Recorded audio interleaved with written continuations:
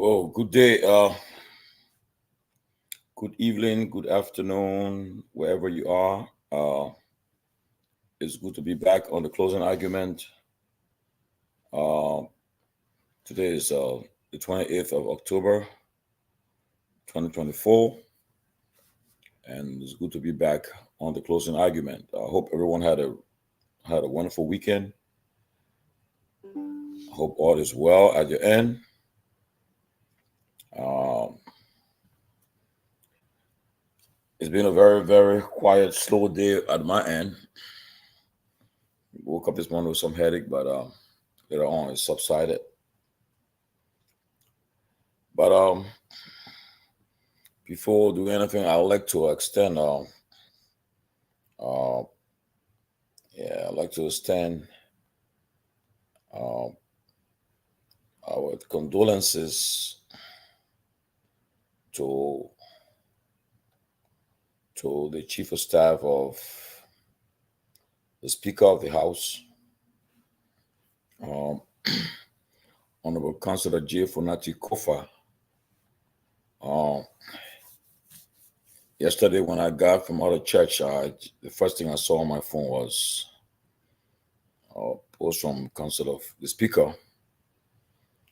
It is with deep sadness that I inform you of the passing of our Chief of Staff, Mrs. Helen Guar Senior Howard. She died Sunday afternoon. Mrs. Howard was a dedicated and highly valuable member of my office staff. The news of her untimely death has left all of us in shock and sadness. We send our sincere condolences to her family and loved ones. Helen, may God have mercy on your soul. Yes, I met this lady in June when I went to Liberia this year. I went to pay a courtesy call on the speaker, and she was very, very receptive to me and Brother Zach Sharp. We went together. She was very professional and very receptive and beautiful lady. You could tell that she was in control of the speaker's office. She was in control of her staff, and her death is really shocking. I always say we cannot ask God why, you know.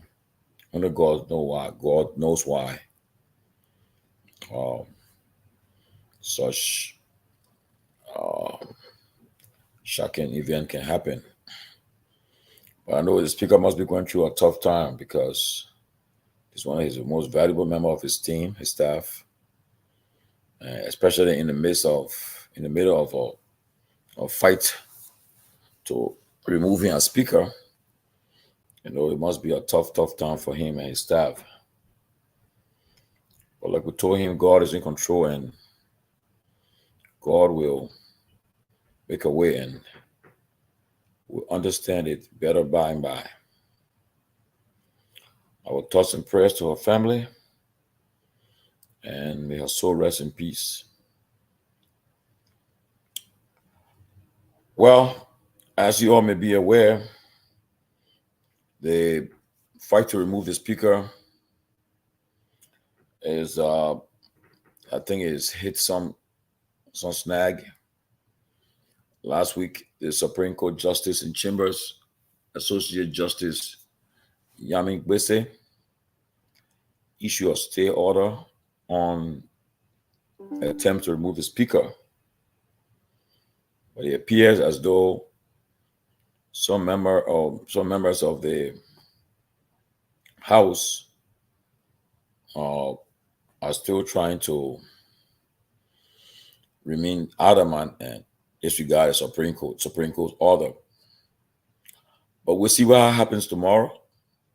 Since the Supreme Court Justice in Chambers issued a stay order last week, he said on November 4th, the parties will meet, and perhaps at that time, the situation may be brought under control. Let's see what happens on the 4th of November. In the meantime, tomorrow we expect to see the House convene in session.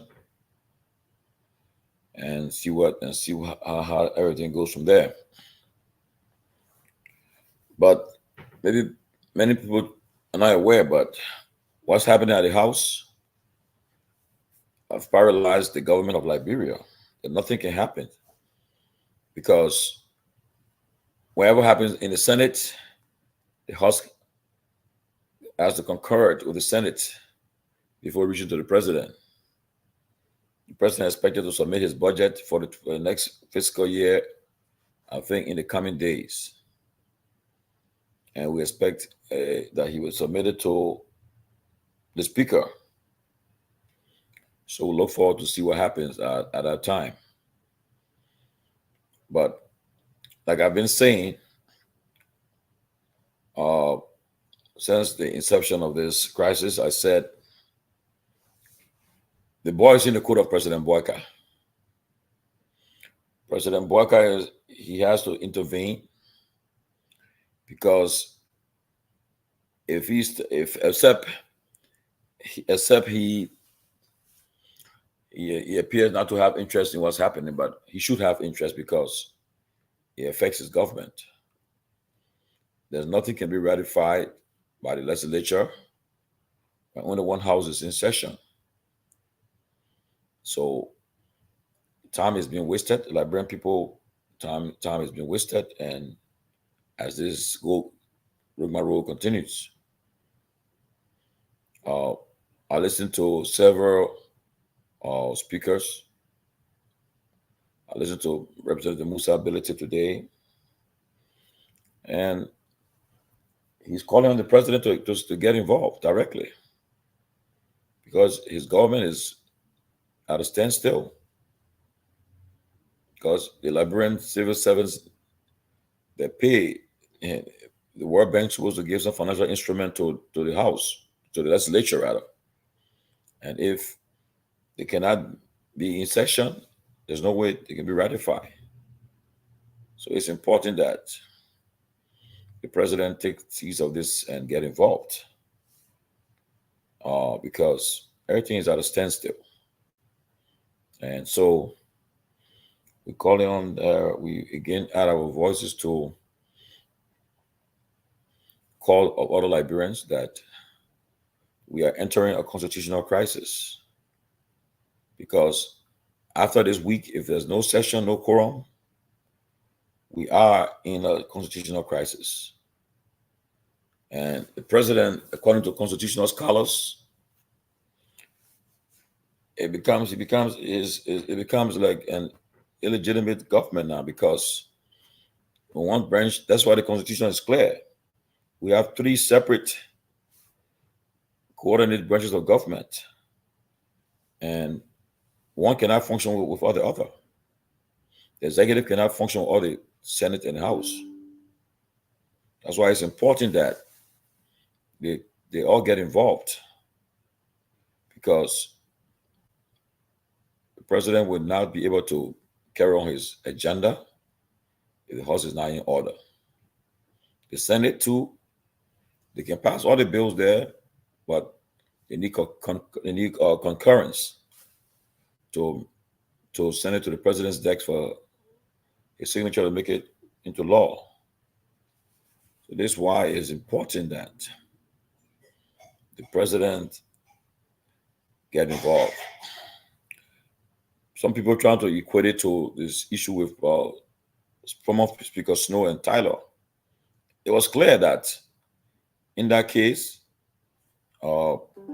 President Sirleaf was involved. We know she was involved. She fell out with Snow and wanted Snow out.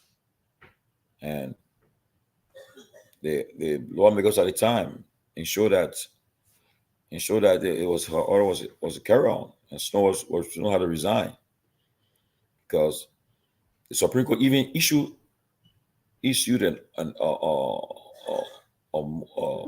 a verdict in Snow's favor, but it was rejected. I mean, it wasn't honored by the lawmakers.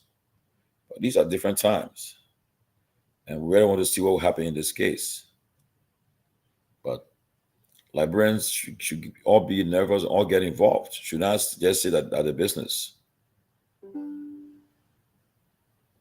Okay. Yeah. So that's where we are. So a lot of things been happening over the weekend. People been having meetings. People trying to convince one another to come on their side, whatever the case.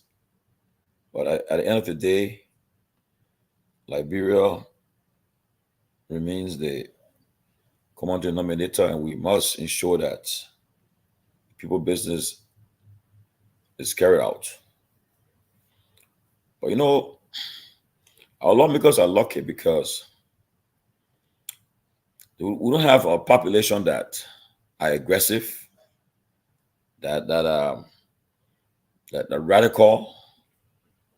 Places like Nigeria or the other countries, but now the people now assemble to the Capitol building and try to make sure that all the branches will be involved. Esther Clark Frederick said, I sound defeated. No, I'm not defeated though. Just that today is Monday. Monday is always a little bit slow. And like I said, I woke up with a morning with a headache. So, but I'm not defeated. Just like somebody telling me that about the American election. They said, I said, honestly, I mean, I know Kamala will win, so I'm not worried about that. Only a matter of time. But if God forbid Trump wins, it's not going to bother me. It's not going to affect me. Just that I will still be the same person. I will still have my job. I will still work, still get paid, still have my family, still enjoy everything life has to offer. Just that. I just want him to win because of his divisive rhetorics. But that's back to in Liberia. So a lot of things happening here. I just received information about the El Chubarosi. I mean, that country got money. Liberia got money. What? The country got money. I mean, you see the kind of money people can just play with. Look. For example, look at the lawmakers. The people got money in the bags, cash, going around trying to convince person to join them, sign petition. That country got money. That bro got money. Yeah. That bro got money. I mean, the country got money. But the leaders of the country, they just are not being fair to the people. But again, you tell the people, you can bet tomorrow, the high election again tomorrow, organize election again next year. We'll get the same results. People, so, people continue to live in sustained and abject poverty. That's what the people are living in. I mean, it's so sad. When you go to Liberia and visit some parts of Liberia, I want you to know that people are suffering, but other people are enjoying. But one thing I noticed when I'm in Liberia, your teammates' parts can be boiling.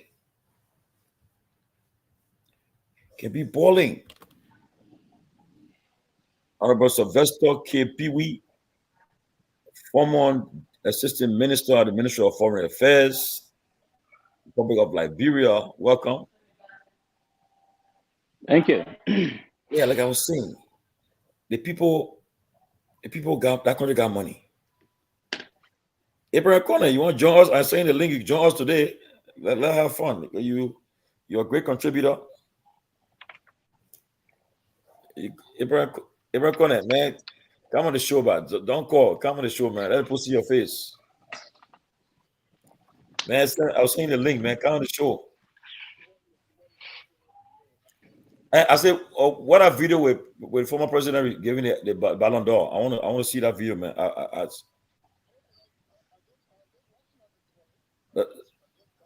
Send me the video. Send me that video, man. Please. Okay. Yeah. I put you on live. Oh. Go ahead. Okay, go ahead, Abraham. Yeah, listen, man. Good evening, Tomalin, and good evening to all of the followers right now. What you're talking about, Tomalin, with regards to the prevailing situation in Liberia is very troubling. And here's why. This is recklessness at its higher level in Liberia. You know, Tomalin, one thing people are forgetting, this very legislative branch, since the Unity Party first rodeo, wherein the legislative branch decided to determine their own salary, and today it still stands in Liberia, that is a culture of impunity.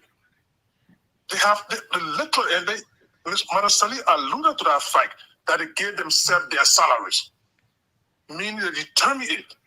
And it's still like that, and nothing has happened to it. That's the reason why they're still using this kind of recklessness to insist that whatever we want, we must get it.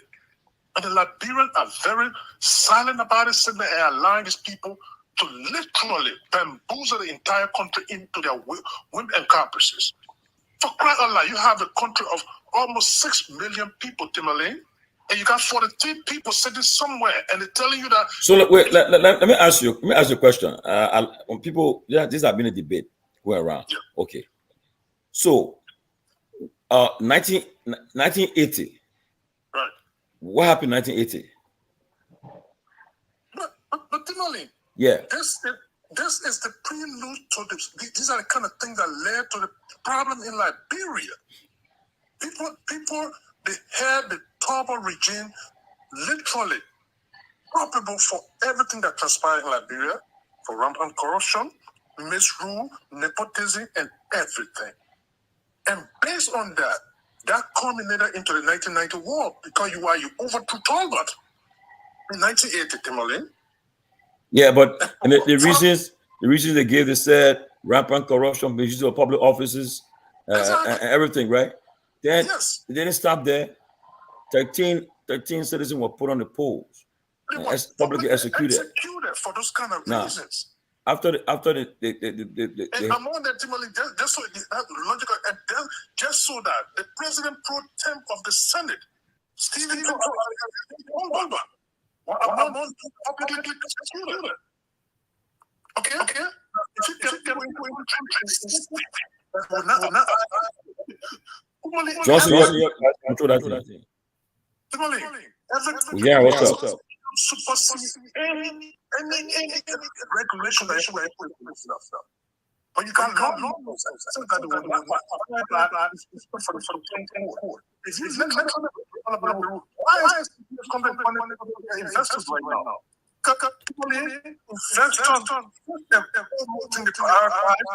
Security. Meaning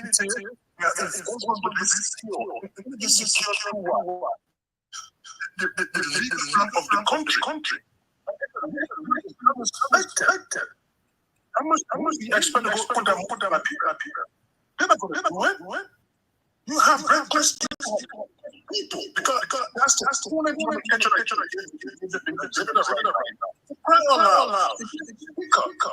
this guy, you're not holding responsible for financial corruption. You're only responsible for income and business. If you have masters, I was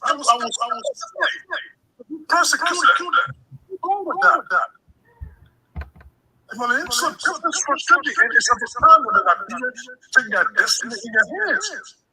They don't want to do it again.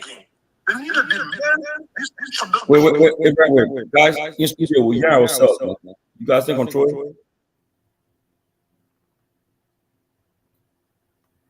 Yeah, the guys. We hear ourselves. Yeah. Maybe. Well, let him mute yourself. Let him mute. Yeah. Yeah, what's up?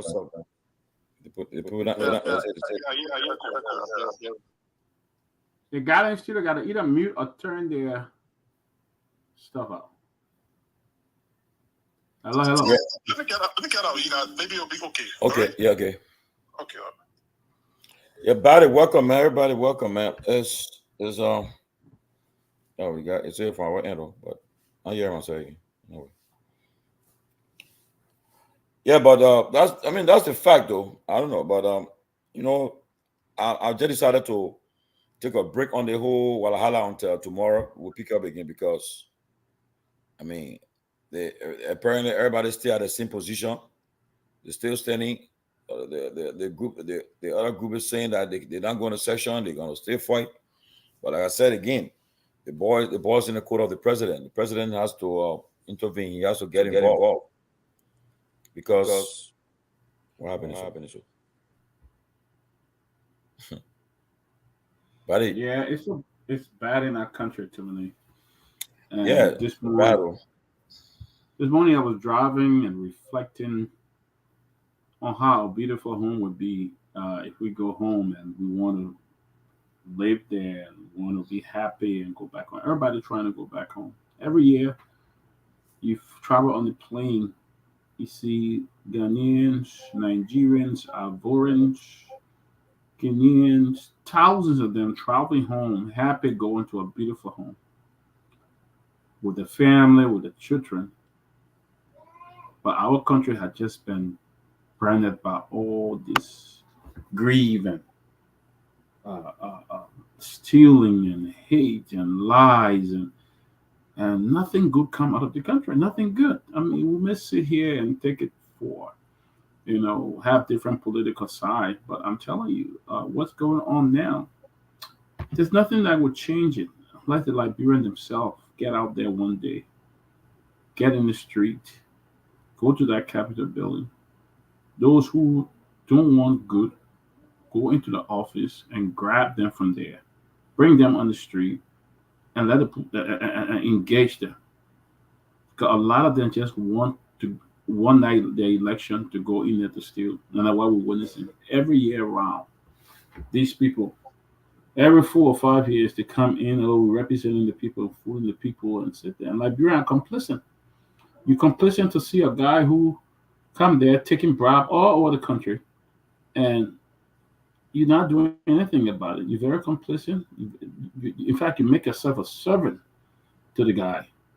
When he walk in, you cheer him and embrace him like a superstar. And by the way, some of you don't even have money to buy food to pay your way home. You don't even have money for transportation or to buy food, but you're standing up there, praise, singing somebody who has stolen your money. What is so bad is we are heading to probably a government shutdown. It's heading to a government shutdown because this will be tomorrow. Should be another session, and that's not going to take place. I think because of the Supreme Court injunction, it's not going to happen. Thursday is not going to happen. In the meantime, December's around the corner. Next week will be in November. Those who working for the government will be expecting to get paid, and nothing will be done.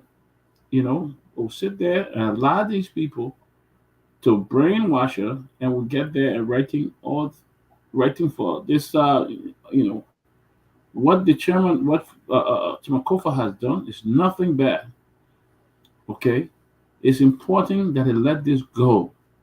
What he done so much. Many of you guys in that are against Timakofa, he helped you guys greatly. He put you guys on different committees and stuff. Is that every time you just put your burden on one person, you continue, you're a lawmaker, you get paid, but because you want to live a extravagant life outside of your pay, you look for every little thing to get money off to enhance your extravagant life. That's what a lot of them do. They don't try to bring development to the areas, but they look for every little thing they can get to live an extravagant life and say that they're working for the people. And this is what we're saying. But this should not be overlooked by anybody in government, because apparently we might be heading for a government shutdown in our country, and which is not good. And I strongly encourage Chairman Kofa not to give in to stuff like that. They are who's paying the hotel bill? RLJ. These guys been there for the last 2 weeks. For the last 2 weeks, they've been there.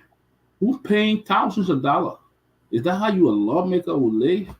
You at the hotel, you eating, you drinking, and probably got your girlfriend hanging with you on somebody else's pocket.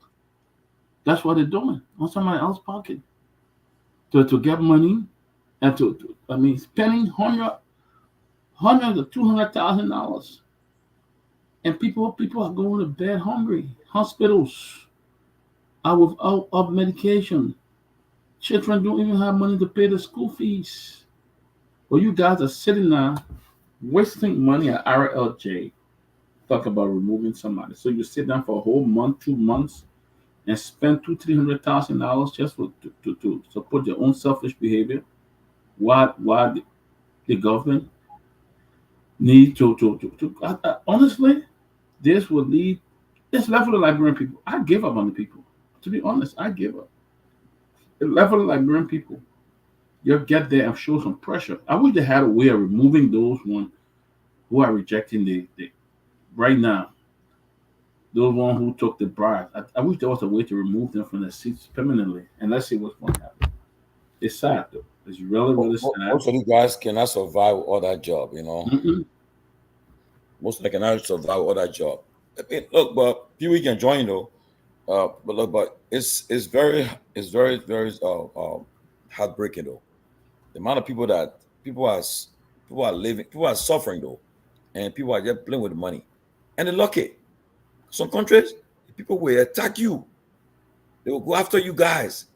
They will say, "Oh, you got all that money to give to remove someone." They will be after them, but they're lucky. Liberians, one thing we just good at talking. All we can do that talk. We're good at big muff. Yeah, talk. But when it comes to giving, like something made me laugh last week. When the president was going to LU campus to open the PhD program, in interviews on the soup again, he said, before the president would come, he said, "We are saying this. President Boga is unwelcome here. We're not going to welcome him here. We're clear. We're very clear. He's not going to be welcome. He's not going to enter this place." So when the president comes out coming, the police skin is out. Yeah, oh my God. They drew the cannon on the power. I said to give him again. But Pewee, I know, but back in the days, right? When LU was LU, I remember we had men like the late War G Tapia. They seen the guy who's the head of Unfield now, Dr. Chris Dugban. They had men like they had this lady called Lucia Masale, I think. They had is it all the guys in Pajibo. These boys there, when they boys there, and mind you, at that time, they were dealing with a military government. Nothing but democracy was in place. So military government. These boys there fought with Doe. And they don't have time. I mean, these boys there, when they say something, they would do it. Until they made Doe so mad.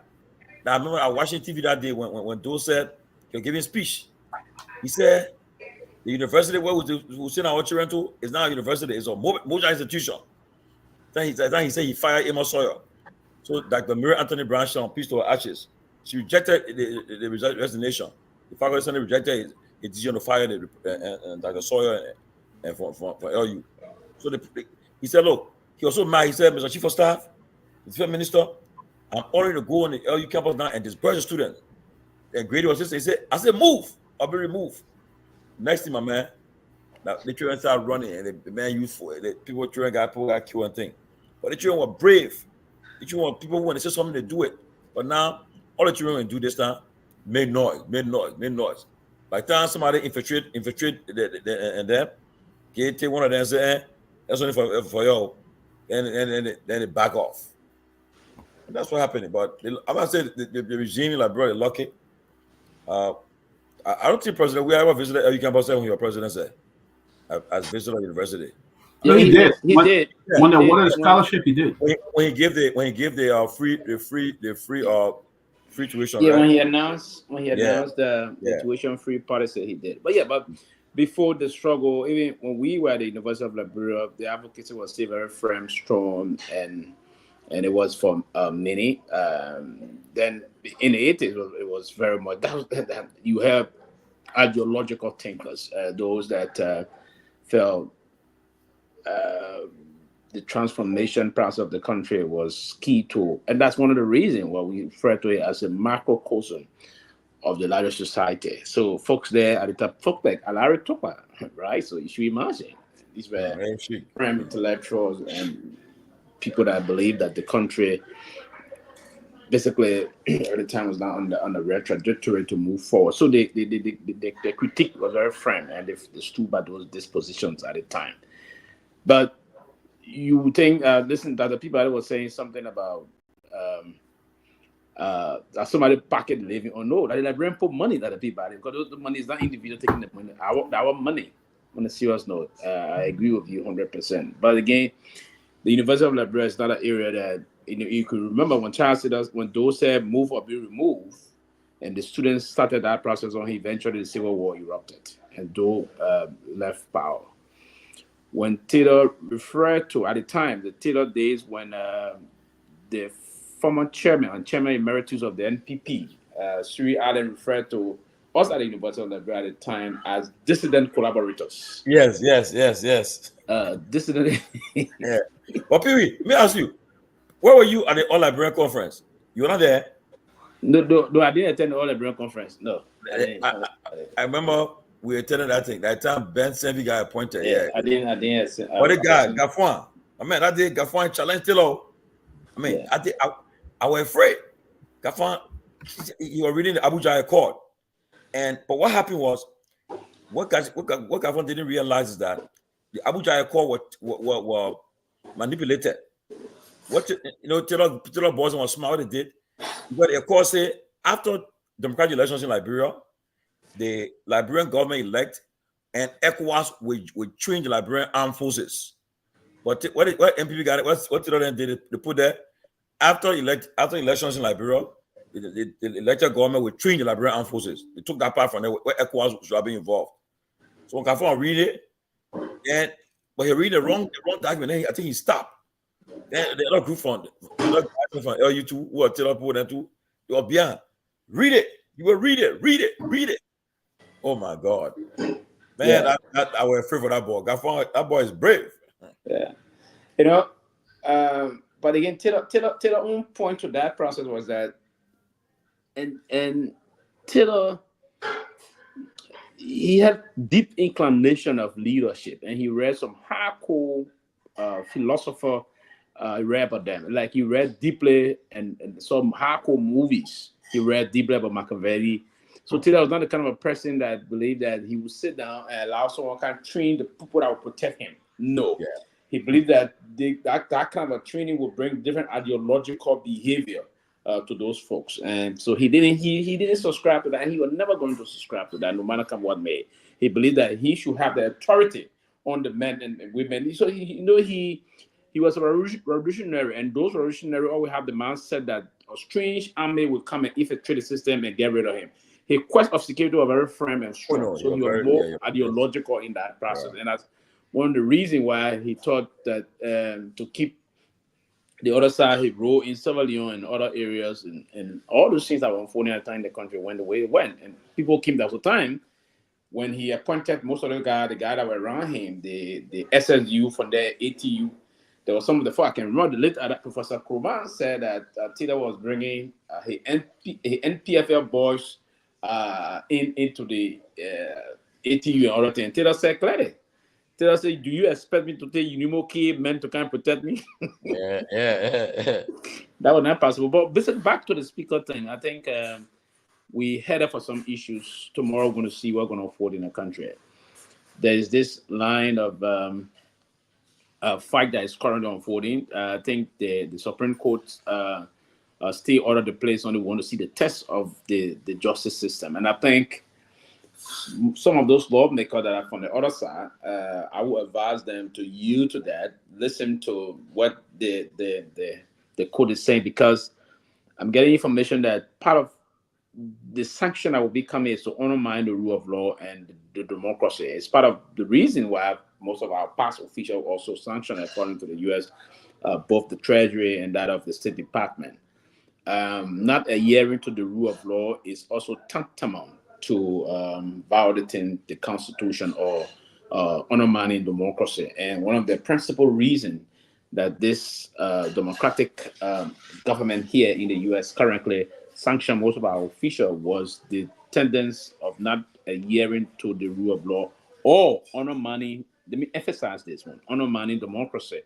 So they believe, and so I would call on them to respect the rule of law. It's a very cardinal principle to protecting our country democracy. So we wouldn't have to do that. So if the Justice Yanning basically stay order to the process is that there's a stay order, and there will have to be a conference process. Go to the conference process, hear from what the justice in chambers is going to say, and then if the justice in chamber is saying, hey, you guys are compared to go, the process about comparing them is part of the mechanism of allowing the absent member to be compared to come.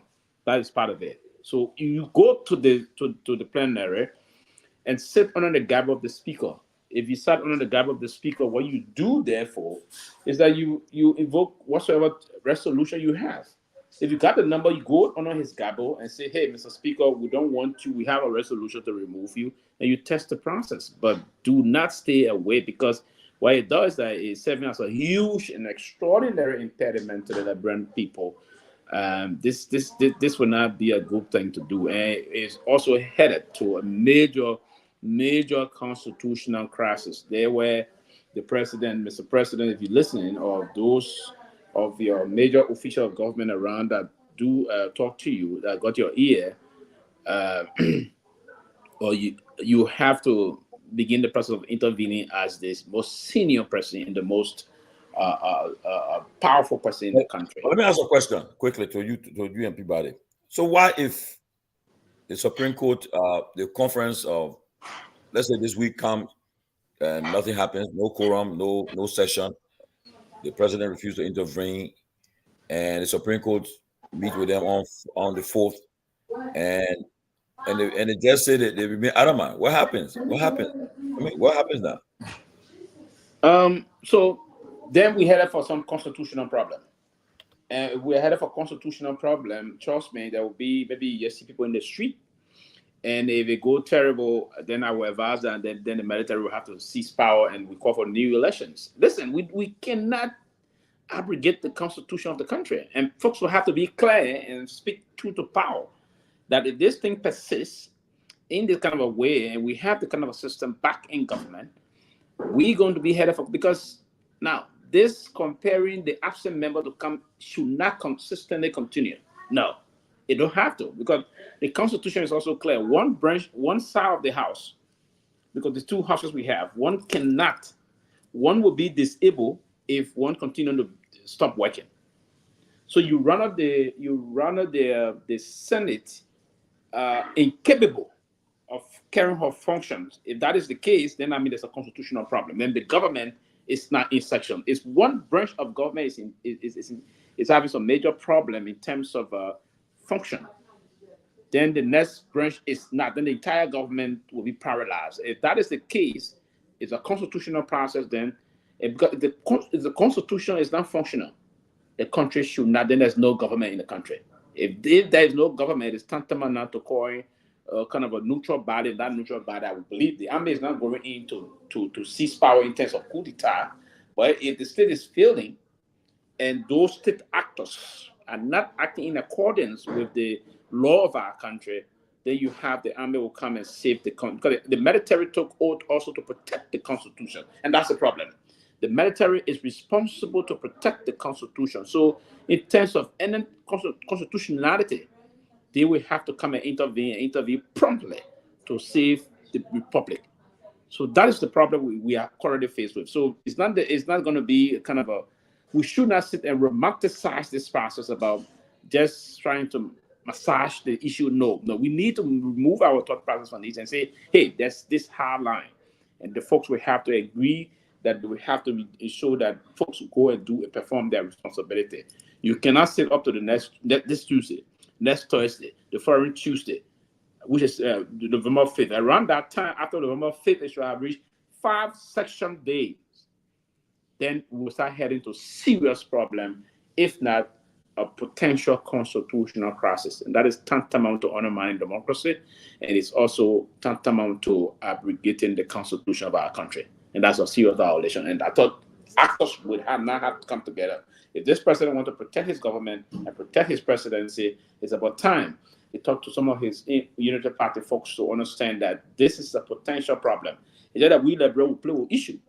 Other Yeah. countries, some major opposition people will news this. The opposition too slow on this one. Why they silent? They all silent now. Yeah. Yeah, but they during election, we have how many parties? We have about 17 parties, right? Yeah, 17. Yeah, 17. All of them, yeah. They go back. They just gone. Yeah, because quickly, most of those political parties are not political parties that are based on ideology. Those are sprinter political parties that will come in for the sake of getting jobs in the cabinet. They know most of them didn't get even 0.1% of the vote. No, they didn't constitute that. And the election law of our country is also clear. If a political party did not acquire a certain percentage of the vote, they should be deregistered as a political party for 2 election cycles. 2 or 1 election cycle, one of them. They should be deregistered. And a lot of time, I hope the Election Commission will start the process of implementing these things. If you did not obtain certain amount of vote or percentage of the vote, you will be deregistered. So the last elections, 2017, a lot more political parties did not fit. Even that's one of the reasons why even Kehleboe Gongloe party, we didn't understand how Kehleboe came and contested on it. The UPP did not acquire that number. Right, many other political institutions is that the neck is a little afraid, and that's the reason of our country. Lack of system. We don't have system in the country. We don't implement that.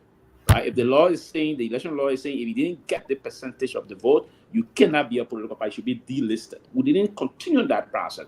We allowed it. So the proliferation of political parties is also part of the problem of our democracy. We don't have ideological political institutions. We do have individuals that will establish political party in the need of trying to collaborate with other potential winners so that they will be accommodated in the governance system. And that is appalling. It's unacceptable. So we will have to change the system probably. We then move to, look at Ghana, for instance. Ghana, we have around maybe 7 political institutions. We have 2 major political institutions in Ghana, the NPP and the NDC. Even Nigeria today, we have other sprinter's political institutions, few of them, but there are 2 major ones, and the election will always circle around them, right? So that's the process. So we got the SLPP and the APC, 2 major parties in Sierra Leone. If the SLPP is not in power, the other institution is there. So Liberia, we have multiple political institutions, and they all just quiet now. They will be quiet. They don't have ideology. They don't have no vision. They will not come during election period. Now that election is over and most of them didn't get the job, they're gone. Those that got the job, they will be on board. For instance, you thought what a guy that just came out surprisingly, Appiton, right? Appiton. Yeah, you see, Appiton right now he's a welcome Johnny.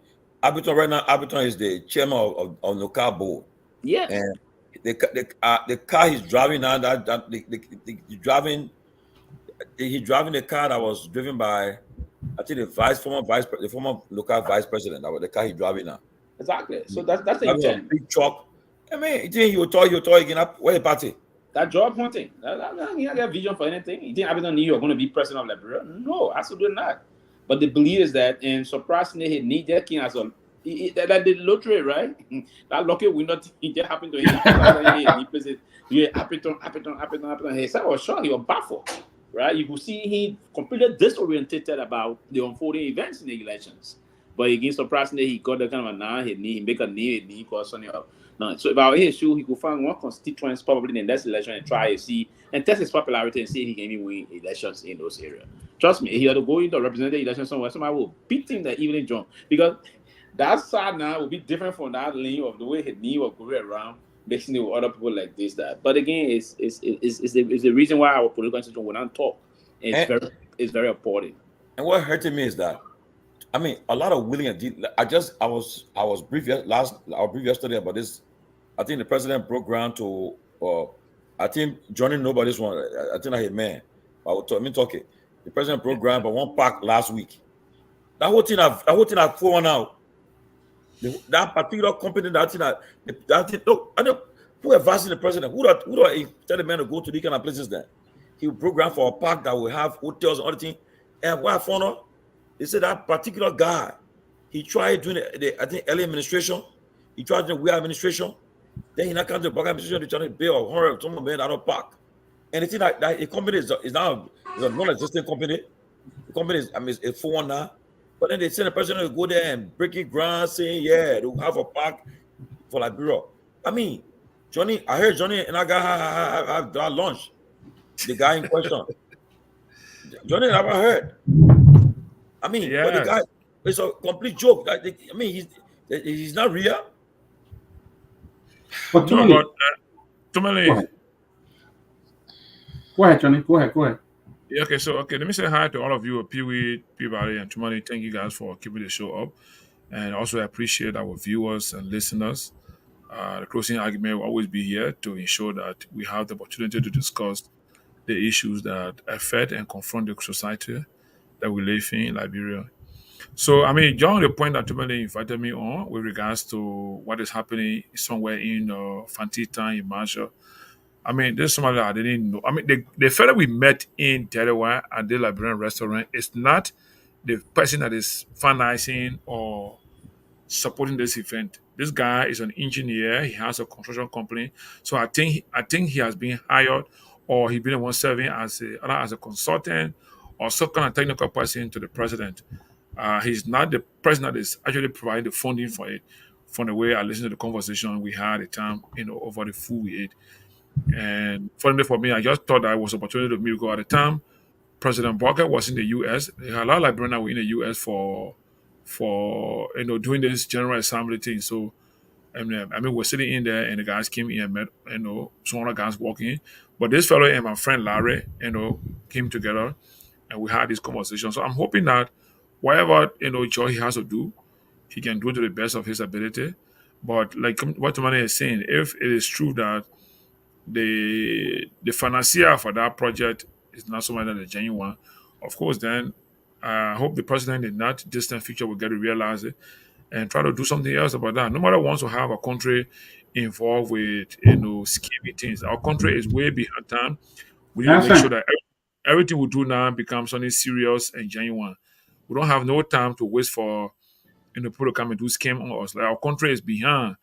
I mean, we are already behind. We have to admit that our country is behind and want to catch up with those that are ahead of us. So we cannot be doing anything to do with games or scheming.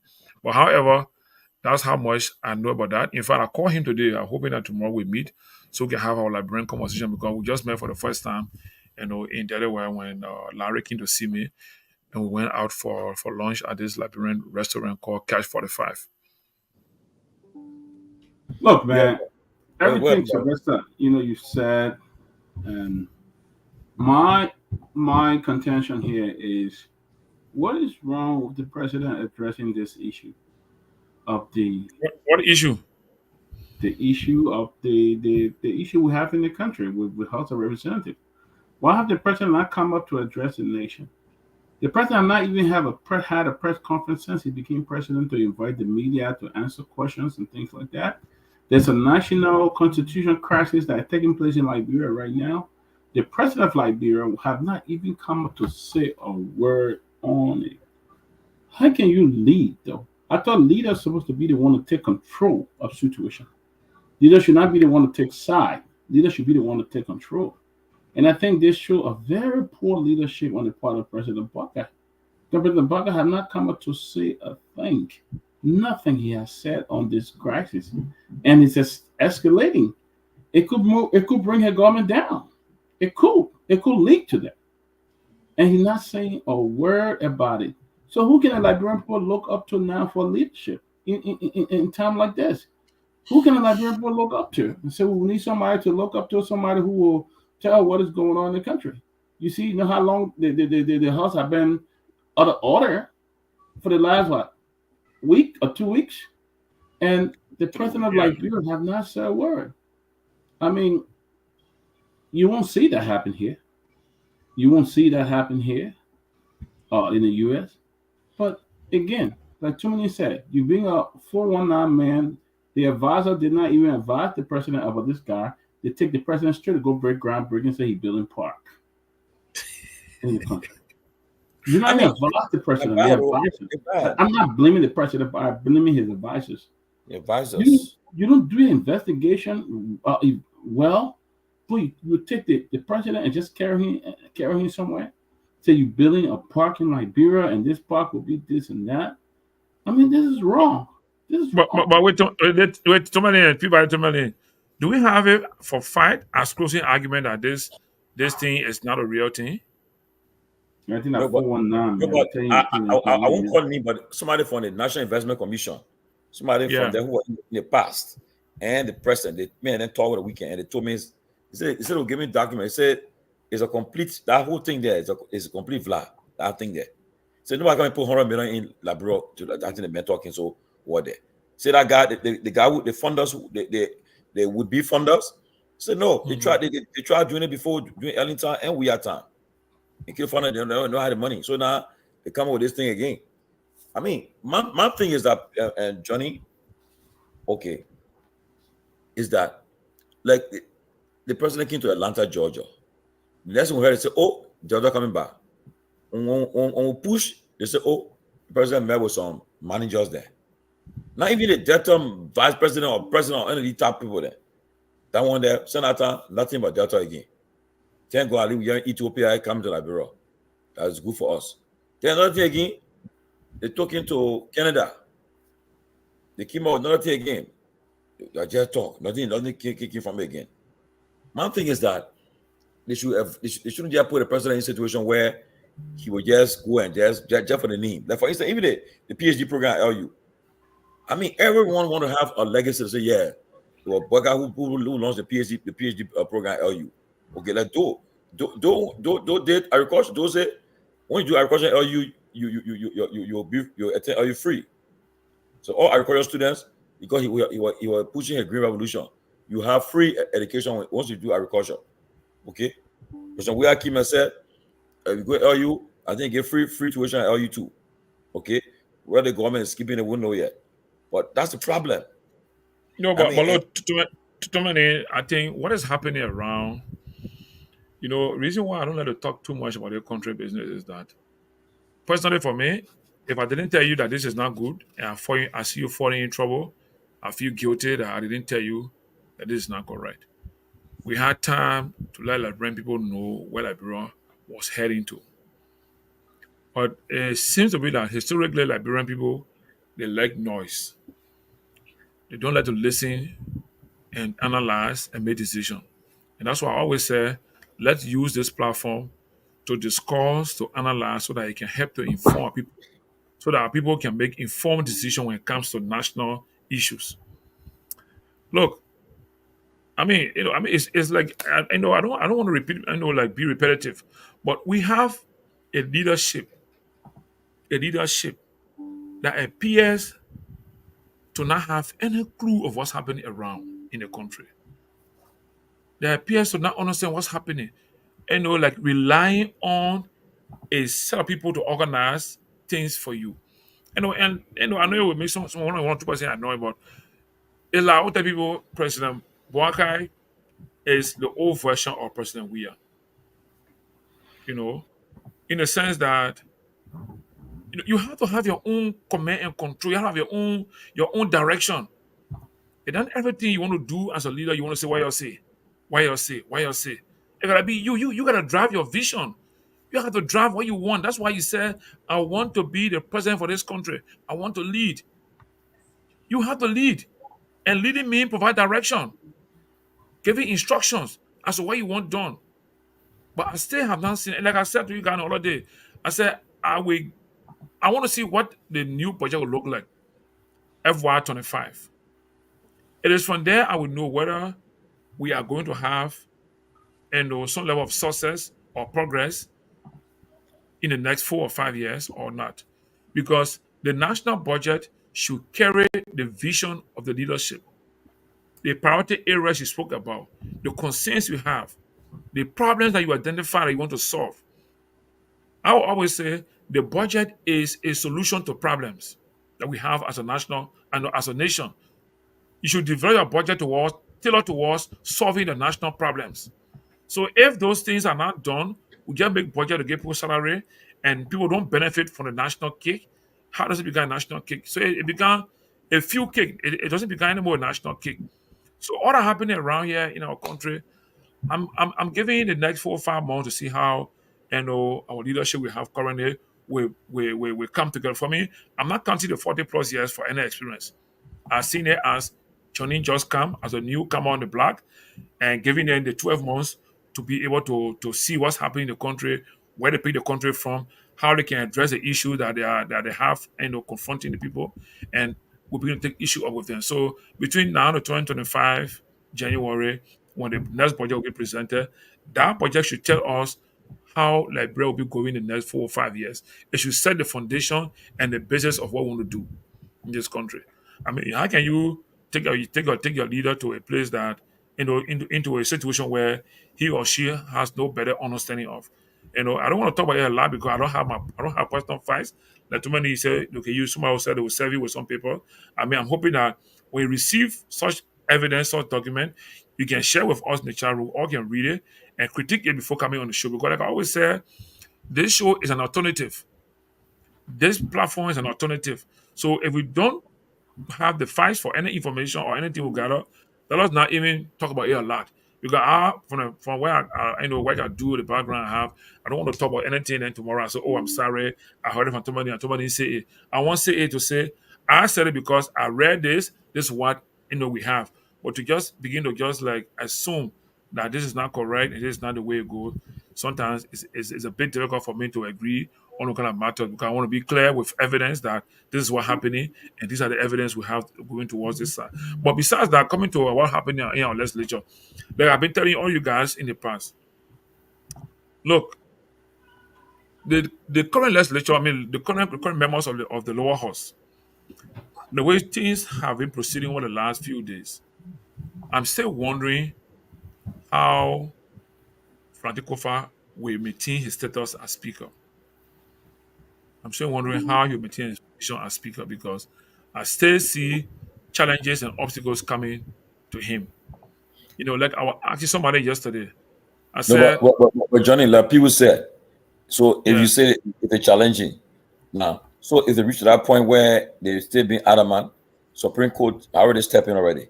So if the Supreme Court is the final arbiter of legal disputes in the country, so now they are the ones who can separate the 22 branches of government fighting. They can come in. So you tell me that they would not honor the Supreme Court ruling if it comes to that point? So let's come to the point, right? Let's give it some discussion. So in this case, I want Supreme Court, who is injured? Who is injured? Who is injured? The speaker is saying that he calling for relief because they are undermining his session, his house. Well, how should that go to court? Why should that go to Supreme Court? Oh, because he's a speaker. Okay, he's a speaker. But people telling him that we're not saying honor your governor. So why must that go to court? So yeah, so now he take advantage of the law. He goes to Supreme Court. So what should the law say now? What should the law say? That Kofa employee put away for him. A Kofa company we're working for. No, but that's why Supreme Court. What the function of Supreme Court? What if the judicial branch in there they interpret the law? So what is the issue that Kofa and her group have taken to the Supreme Court to intervene into? To compel them to return to session. Because the law says so. So the Supreme Court compare the other guys to go to section. Supreme Court. What's Supreme Court saying? They will interpret the law. The law that they made the Supreme Court interpret the law for them. That's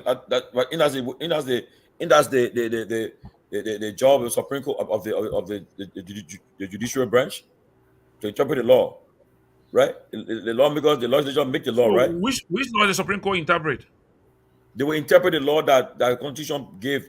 Yeah, Johnny, you need to stop saying these things here. And I want to be critical. I want to be critical. I'm asking questions. Like Gabriel Giant Gion said, Liberia is injured. That's true. Liberia is injured. Johnny, you need to stop this thing. And you just started. Okay, so Liberia is injured. We need to stop. No, but listen, gentlemen. I come in, Johnny. Listen, you will not just be going on saying things and we can come and correct you somehow. Okay, go ahead. You just sit there at the institution you work with. You can say certain things, and the same institution. Let me remind you now. The same institution you just now. Then you say certain things on the basis of law. The institution you work for, the Carter Center, believe in. No. He something up. He said something. He been announcing it. The Carter Center believe in the integrity of elections and the integrity of democracy. That's the payload. That's what Mr. Carter, the 100-year-old and the oldest ever living U.S. president. He just voted, sir. He just voted. He voted last week. Right? That's the He voted tendency the to 16th. believe in. So if you were coming and say, now, they're going to quote, now, the speaker is, I think what the speaker is trying to send here is the basics of respecting the rule of law. Now, I'm not supporting the speaker. No, absolutely not. But I'm on the side of the rule of law in the most serious note. Now, the speaker is trying to say they did this to Representative Snow. It started 2006. They eventually booted him out after being speaker for 10 months. Then came in, the president at the time wanted this guy to be the speaker for, but it was not possible. What happened? They came on a compromise basis. They brought Ellis Jeneka Tyler as speaker. Ellis Tyler must have the courage. He was speaker for almost 9 years. For adding 10 years almost, he was, for adding 12 years presidency. Now, eventually, the process started late in her administration. There was this issue again of a rebel group move again, and they booted him off on this issue about allegedly sponsored by the Ellen government. All those individuals, eventually, what they did, they left because of the kind of a struggle that went through the system.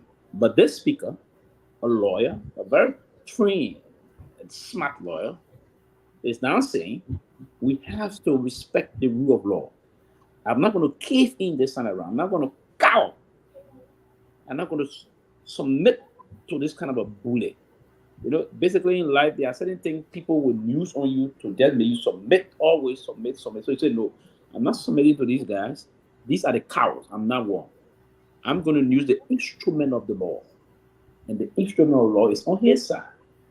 Now, my only concern is that there may be a looming constitutional crisis that may affect this very government if they are not very smart or very calculative in terms of how the process is going to unfold. That's it. But the speaker and his side, they are on the side of the law. And that's what the speaker did. And remember here, the rate of mandamus that were filed by the office of the speaker, the minority side, which of course is the legitimate side, has now been considered by the Justice Chambers.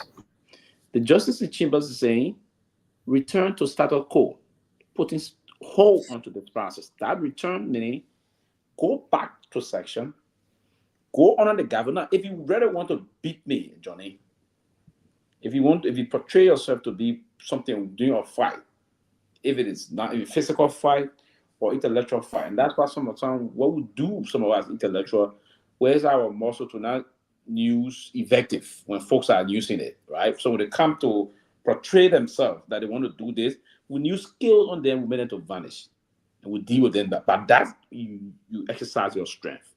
Now, what he did here is to tell them that you're going to come to me.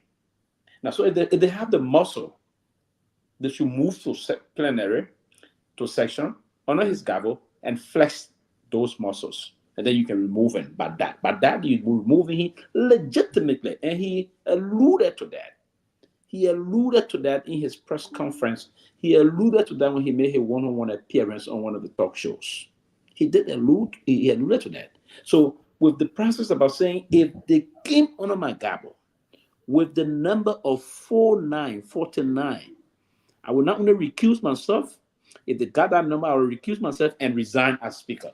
He said it. So that the only solution here you get, and you that should be working for one of the world's most powerful democratic institutions, trying to undermine the very institution vision. So Pewee, let me ask you a question. So LSCC, they can arrest a lawmaker, right? LSCC can arrest because LSCC got now they got arrest power and prosecutorial powers alongside, but the number one arresting institution in our country, the statutory group, is the Liberian National Police, right?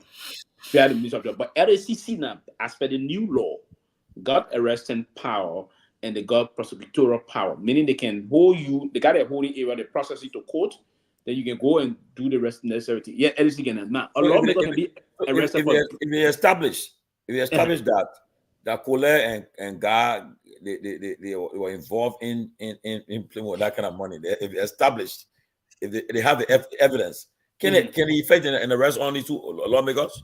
Oh, of course. If they establish that, even if the NDC does not want to move, the Liberian National Police can move. The Ministry of Justice, via the Liberian National Police, can conduct what we call independent investigation, get the findings immediately. I come quickly. I'm learning on this, Johnny. Get the findings quickly, and they can move. Now, the Constitution is also very clear.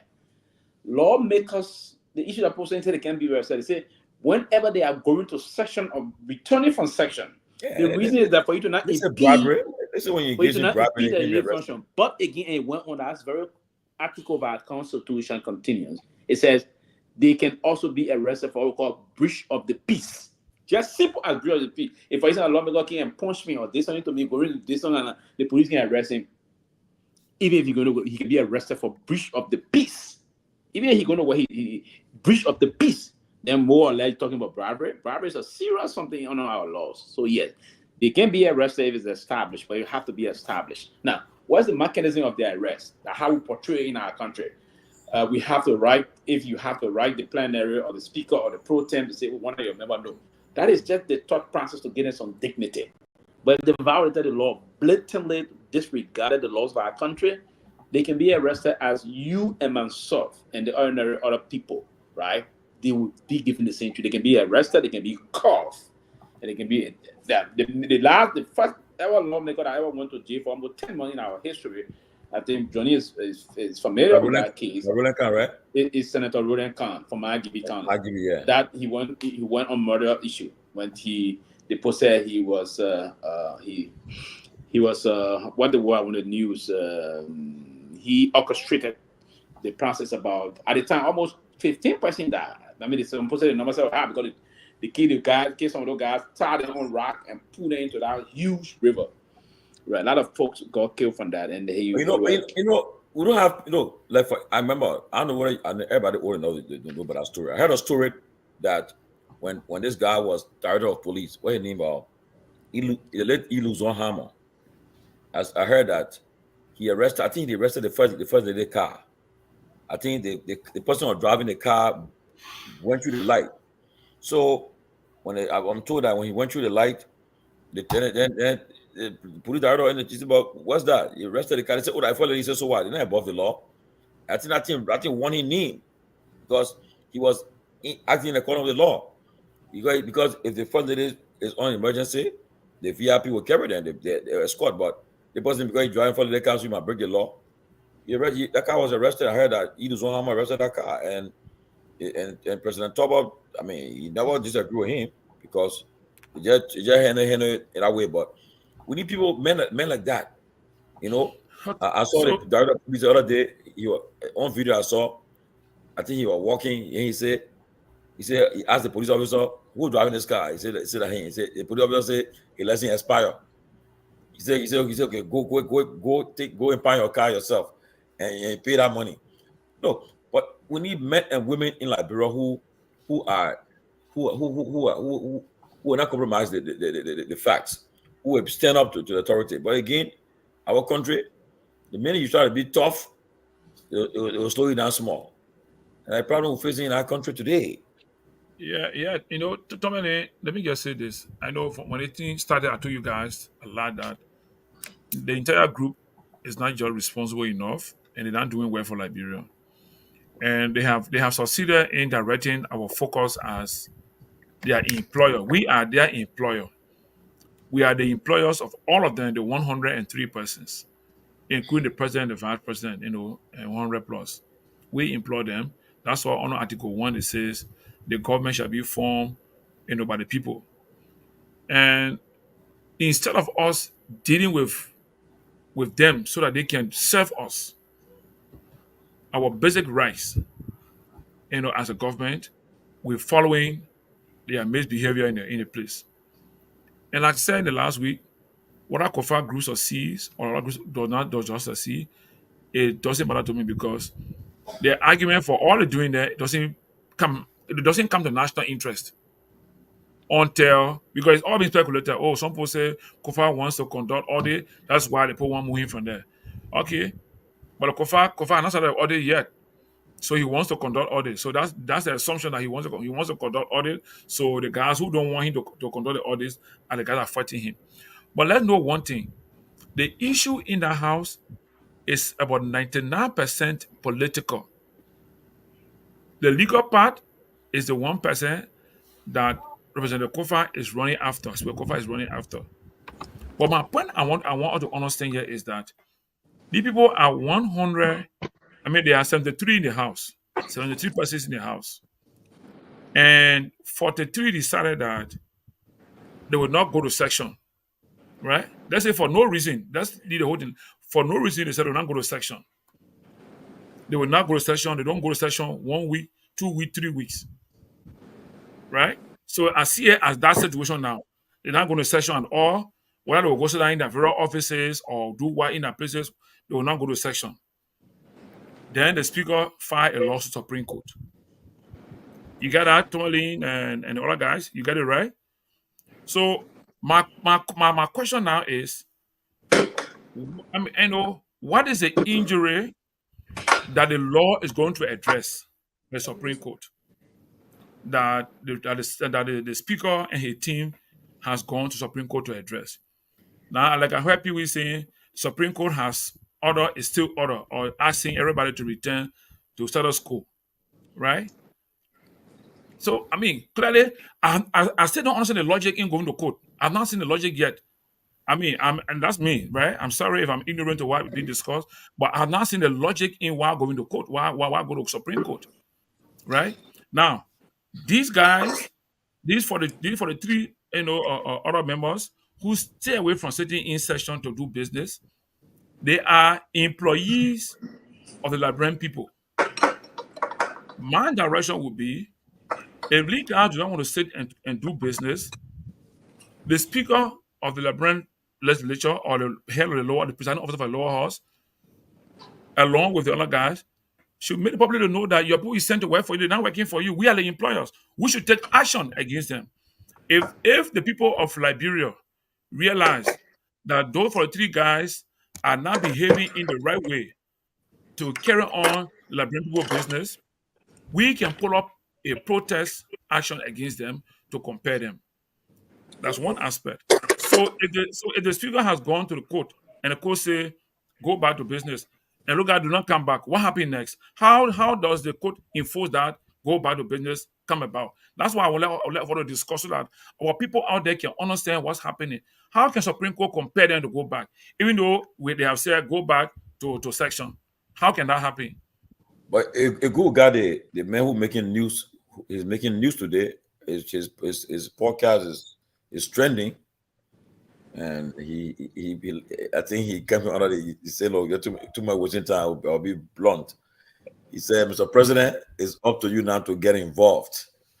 The Honorable Musa Hassan Bility, he's been key in this thing, and he's saying now that the president should get involved. But Honorable Bility, welcome to the closing argument. But my question to you is that, like Pewee raised an issue before you came. I think Johnny talked about Peabody. Now the Supreme Court have issued an injunction, but the other guys are still insisting that they will not honor it. So what happens if it comes to the point where it comes November 4th, comes tomorrow, Tuesday, Thursday, then to come to November 4th, it's still the same. What happens? What's the last course of action?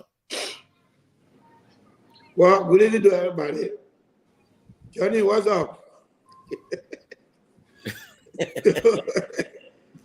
Sylvester. Yeah, Chief. Doc, what's up? Yes, sir. Good to see you, sir. Yeah, Tomalin, thank you for inviting me tonight. And I think I listened to everybody, but the answer to all of the questions that you asked is in Article 33 of the Liberian Constitution. Article 33, Johnny, envision this moment we are in. Envision a day where majority lawmaker will be outside, will be absent from session, and minority will be sitting. honor the gavel of the speaker. And so it says, a simple majority of each house shall constitute a quorum for the transaction of business. But a lower number, and I want you to listen to the key word, lower number, which means minority. I think everybody agree with me. Yeah, following. May adjourn from day to day and compare the attendance of absent members. This is the first time the Constitution has given specific authority to minority member of the House. The right to say, okay, send nobody here, we are adjourning, and the right to compare them to come to session. That, who else can compare them to come to session? Only the court. We cannot order the police to come in the building to go to them. We are law-abiding citizens. So we're acting in line with Article 33 of the Constitution. So we're taking two actions. Actually, we're taking one. We'll give 1 more week. And then if it doesn't come, we'll adjourn. Let's see how the government will run. The challenge say their market. How long? So, Honorable Bealded, how long? If you're adjourn, how long? Because why the president he been adamant, he been stubborn? Why if he say, okay, let's see who will blame first? I pray that the president will not be adamant, because don't forget, the president is the head of state, the commander-in-chief of the Republic of Liberia, the chief executive officer of the Republic of Liberia. He has a noble responsibility to make sure that these people come to office. If the court orders, there are several actions that we can take. If the court orders, we reach that yo. But if the court order say anything drag, you go to Supreme Court. And the Supreme Court say you go to chamber. If they refuse, we can further better information to the Supreme Court to say that we have absent members that are sent and returned. And that means vacancy will be created. You see, at the end of the day... Mustafa, can I ask one question, please? Please. So, as you were reading, I was also following because I have seen it instead. I have my constitution open on my computer. 33. I know I have it open. It says compel them, right? Compel. Yes, compel. I'm a bit confused. I mean, maybe we need to bring some constitutional lawyers on this thing to let us discuss it. Did it say how you will compel them through legal action, or what are the options the Constitution provided to compel them? I mean, I agree. Listen, no, it doesn't necessarily say the court is the only, they have the special rate. That's no, but listen, Honorable Bealded, that section does not necessarily say go to court. It say, let me see if I can quote it directly myself before I make a mistake. Yeah, it says, but a lower number may adjourn from day to day and compel the attendance of absent members. So my question now to you, Honorable Bealded, is how does the lower number compel them? Because here it's not clear. It doesn't say compel them through legal action. So the particular section, it creates down here in my mind. Compare the attendance of the absent member. Education is not intended to cast doubt in minds of people. Stop that.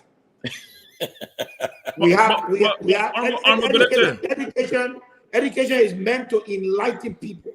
But how does compare them mean to the court? We have 3 branches of government. How does compare them mean to the court? I'm coming now. We have 3 branches of government. We have the executive, the legislative, and the judiciary. The Constitution says when there's argument, disagreement among any of the other branches, the judiciary can Honorable, few seconds, please. Asking to go to Article 65. Asking to go to Article 65 of our Constitution. Go to 65. Maybe I'm mistaken a little bit, but go to 65. 65. It said the judicial power of the Republic shall be vested in the Supreme Court and such subordinate court as the legislature may from time to time establish. The court shall apply both statutory and customary laws in accordance with standards enacted by legislature. Judgment of the Supreme Court shall be final and binding and shall not be subject to appeal or review. No appeal. By any other branch of government. So that answers your question. Any other branch of government. No, it doesn't answer the question. Nothing in this article it doesn't answer the question. But I come in now, Johnny, now what I say, we can decide to use both for enlightenment of the people or to cast doubt in their mind. As we said now here, that you're trying to cast doubt in their mind. What I'm saying to you is, wait, my limit, our limit is to inform the court. Article 33 say, when our friend ain't go to court, we must compare them. We are telling the court to interpret what that compare. Then you asking me to say a Supreme Court? We're going to the court for interpretation. That's the purpose of the lawsuit.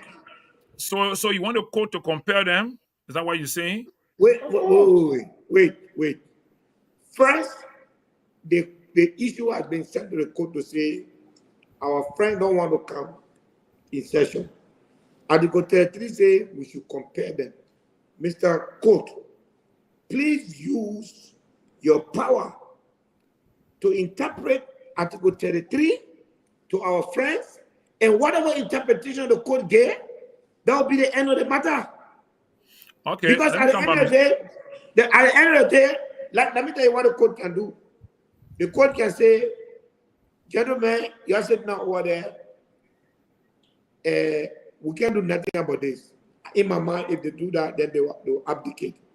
The next thing the court can do is to tell them, you're sitting over there. You need to go and sit down under the gavel of the speaker and use the law to effect changes if you want to. That's what we're looking for now. We're not looking for the court to tell the police director to go hold them, to carry them. Who do you expect us to go to? Only the court, Johnny. To interpret the law, that's all. I cannot what you are saying, I cannot define what I compare me, my brother. I'm not a court. I'm taking it to the court to say there is something here to say we should want to compare these people. Please tell me what it means. The court will say, well, they compare me, the book can come order. They compare me, you need to go back. You are therefore ordered to go back. Yeah. And that's the court. And that's the basic meaning of that cool. I'll let the conversation before my brother Robert come in. Let's just conclude on this. So your argument is you have gone to the court for the court to interpret Article 33. So and now the court is studying. Come again, right? To interpret it and use the interpretation to enforce it. No. The court, did you go there to ask them to interpret Article 33, or you went to them so they can compare and come back to section? Hey man, you don't have question. The reason give me chance. Give chance here, yeah. Bro, this is logic. I'm pushing. This is logic. I don't have interest in anybody on the show here. I don't have interest in no sir. What I went there. I want to make logical conclusion here. The Lord has said, shall compel them. Listen, how do you compare them? Hey, you want to quote? So we want the court to define how they can be compared to come to session. Because that's what the Constitution says we must do. Now, we don't know how to do it. We don't know what means to use to do it. It is only the court. So we went to the court. We want to go to Police Director RG. But, Mr. Bealded, yes, the process about the court, the forcing comparing is not using force on them. Comparing is the court to send a mandate to them. And that's what Article 65 of the Constitution is clear. that the final got no arbiter of relationship. the judicial You got process in no our relationship with country. them matter. I'm Sister coming Fire one got minute. no I'm link to coming. the 33 I'm year. coming. You got no link. No, No Johnny. link to 33. Johnny, again, you are reading the whole thing upside down. Of course. Article 65 is very significant because they're very 33 year. Our friends are misinterpreting the law. Yes. Everybody is giving different meaning to it. 13 doesn't say go to court at all. It said compare them. No, Yeah, it doesn't say go to court. It doesn't say go to court. It doesn't say go to court. At this time, so what was the spirit and Johnny, intent of the framework of the law? It didn't say go to court. Our colleagues have gone and gathered themselves somewhere and said this is a legitimate gathering. We have said no, this is not a legitimate gathering. The careful of authority is in the speaker, and therefore you should come to sit where the speaker is, where we have been doing our business since we were elected. Now they say no, we have a new place to do business. The court will tell us, gentlemen, that place you're at is not a new place to do business, or yes, it's a new place to do business. We are informing the court that you have ruled on issues like that before twice, in favor of Edwin Snow and in favor of Nyenwolo. You understand? Therefore, we are asking you to do the same. So you understand what I'm saying? We're not asking for anything else. We're asking for the interpretation of the Constitution as to where the House should convene and honor whose gavel, and we are also asking the court to enforce it. Enforcing me mandate the rest of the people to say you have been elected to do a duty. You are mandated to go and exercise that duty without prejudice to your right to change the speaker if you have the necessary or number to do so. So, who's the moderator? Go ahead. Robert, come in. Thank you. It's great to be on. Great to be back on. I won't even attempt to delve into this complication, right? Because I think what's happening is that either those who are interpreting the Article 33 of the Constitution understands the true meaning of what that is, or they lack comprehension, right? Because there's some things in Article 33 that obviously back their narrative when it says, what is required to have quorum, right? Which is the reason why we have not had quorum recently, because the number that it requires to have quorum, it does not favor the speaker, right? But just because they have the numbers to have quorum, the same Article 33 was very explicit that no session can be convened without the Speaker of the House of Representatives. So they can't convene a session. So the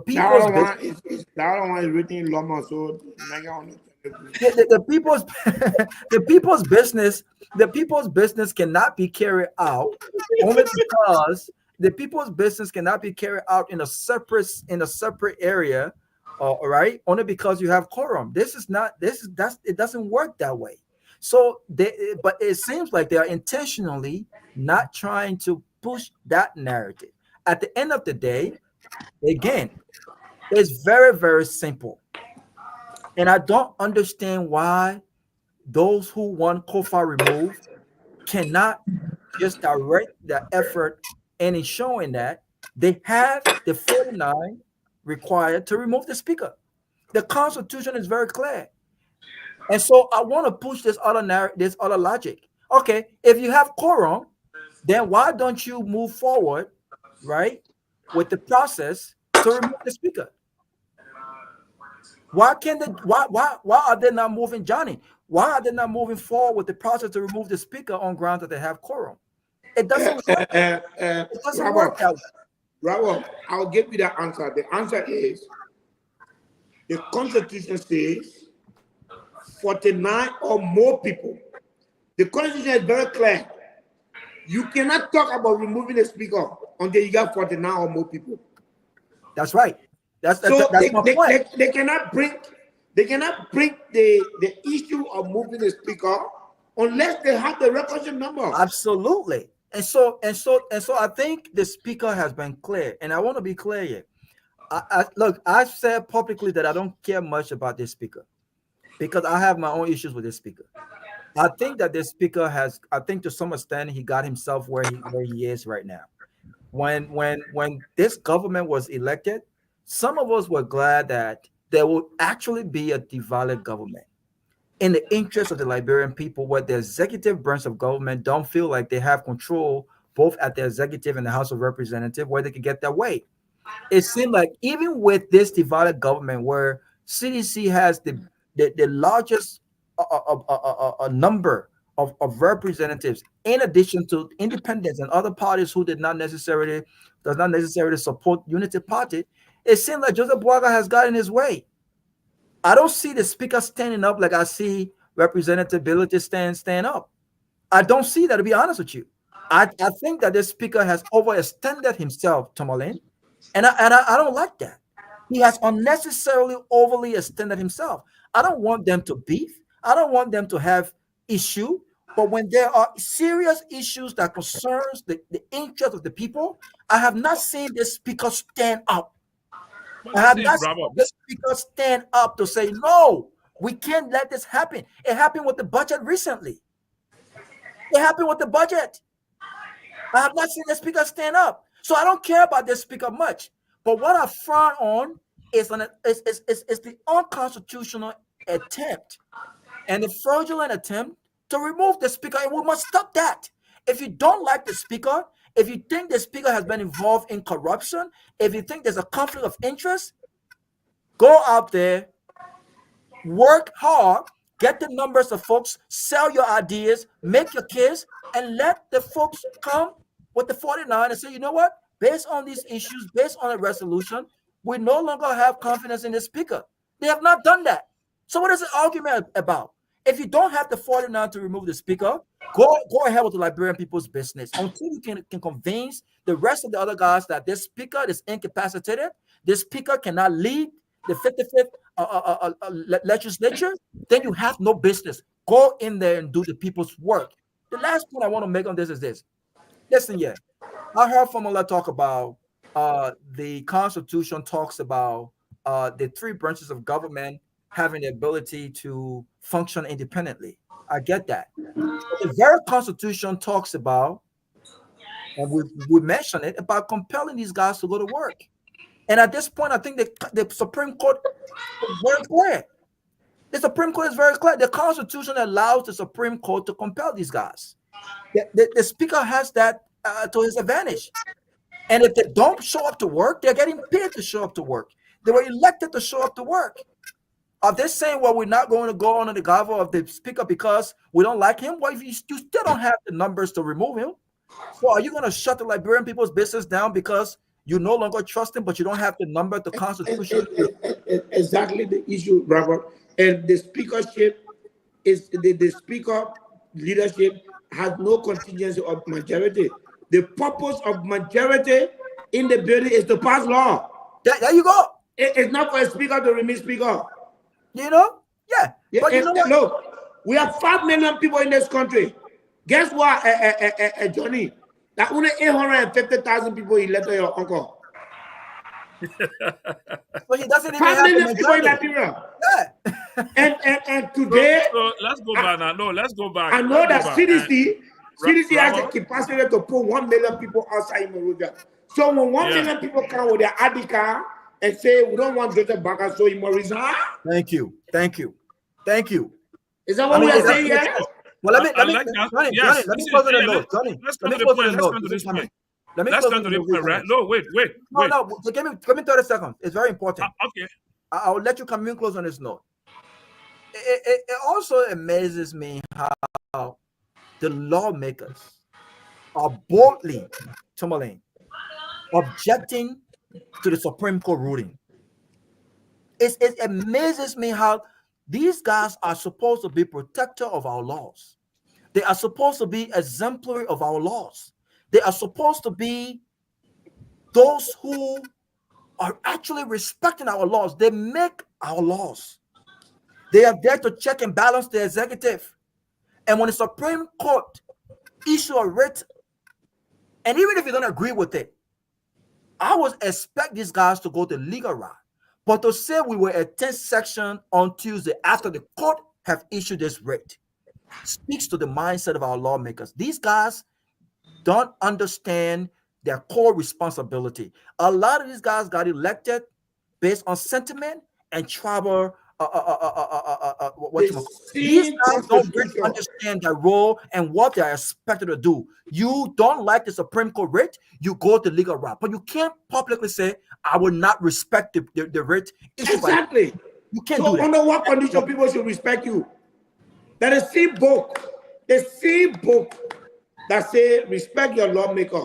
He is the first branch of government. It's the same book that say you, when there's conflict, people go to them and they say something. That's it. The police say nothing, they just stop. Then you say you nobody. So if somebody can tell you now you nobody, where is being lawful? Where is being lawful?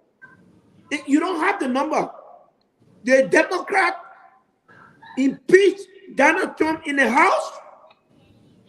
They tried him in the Senate. Guess what? They did not have the vote to remove him.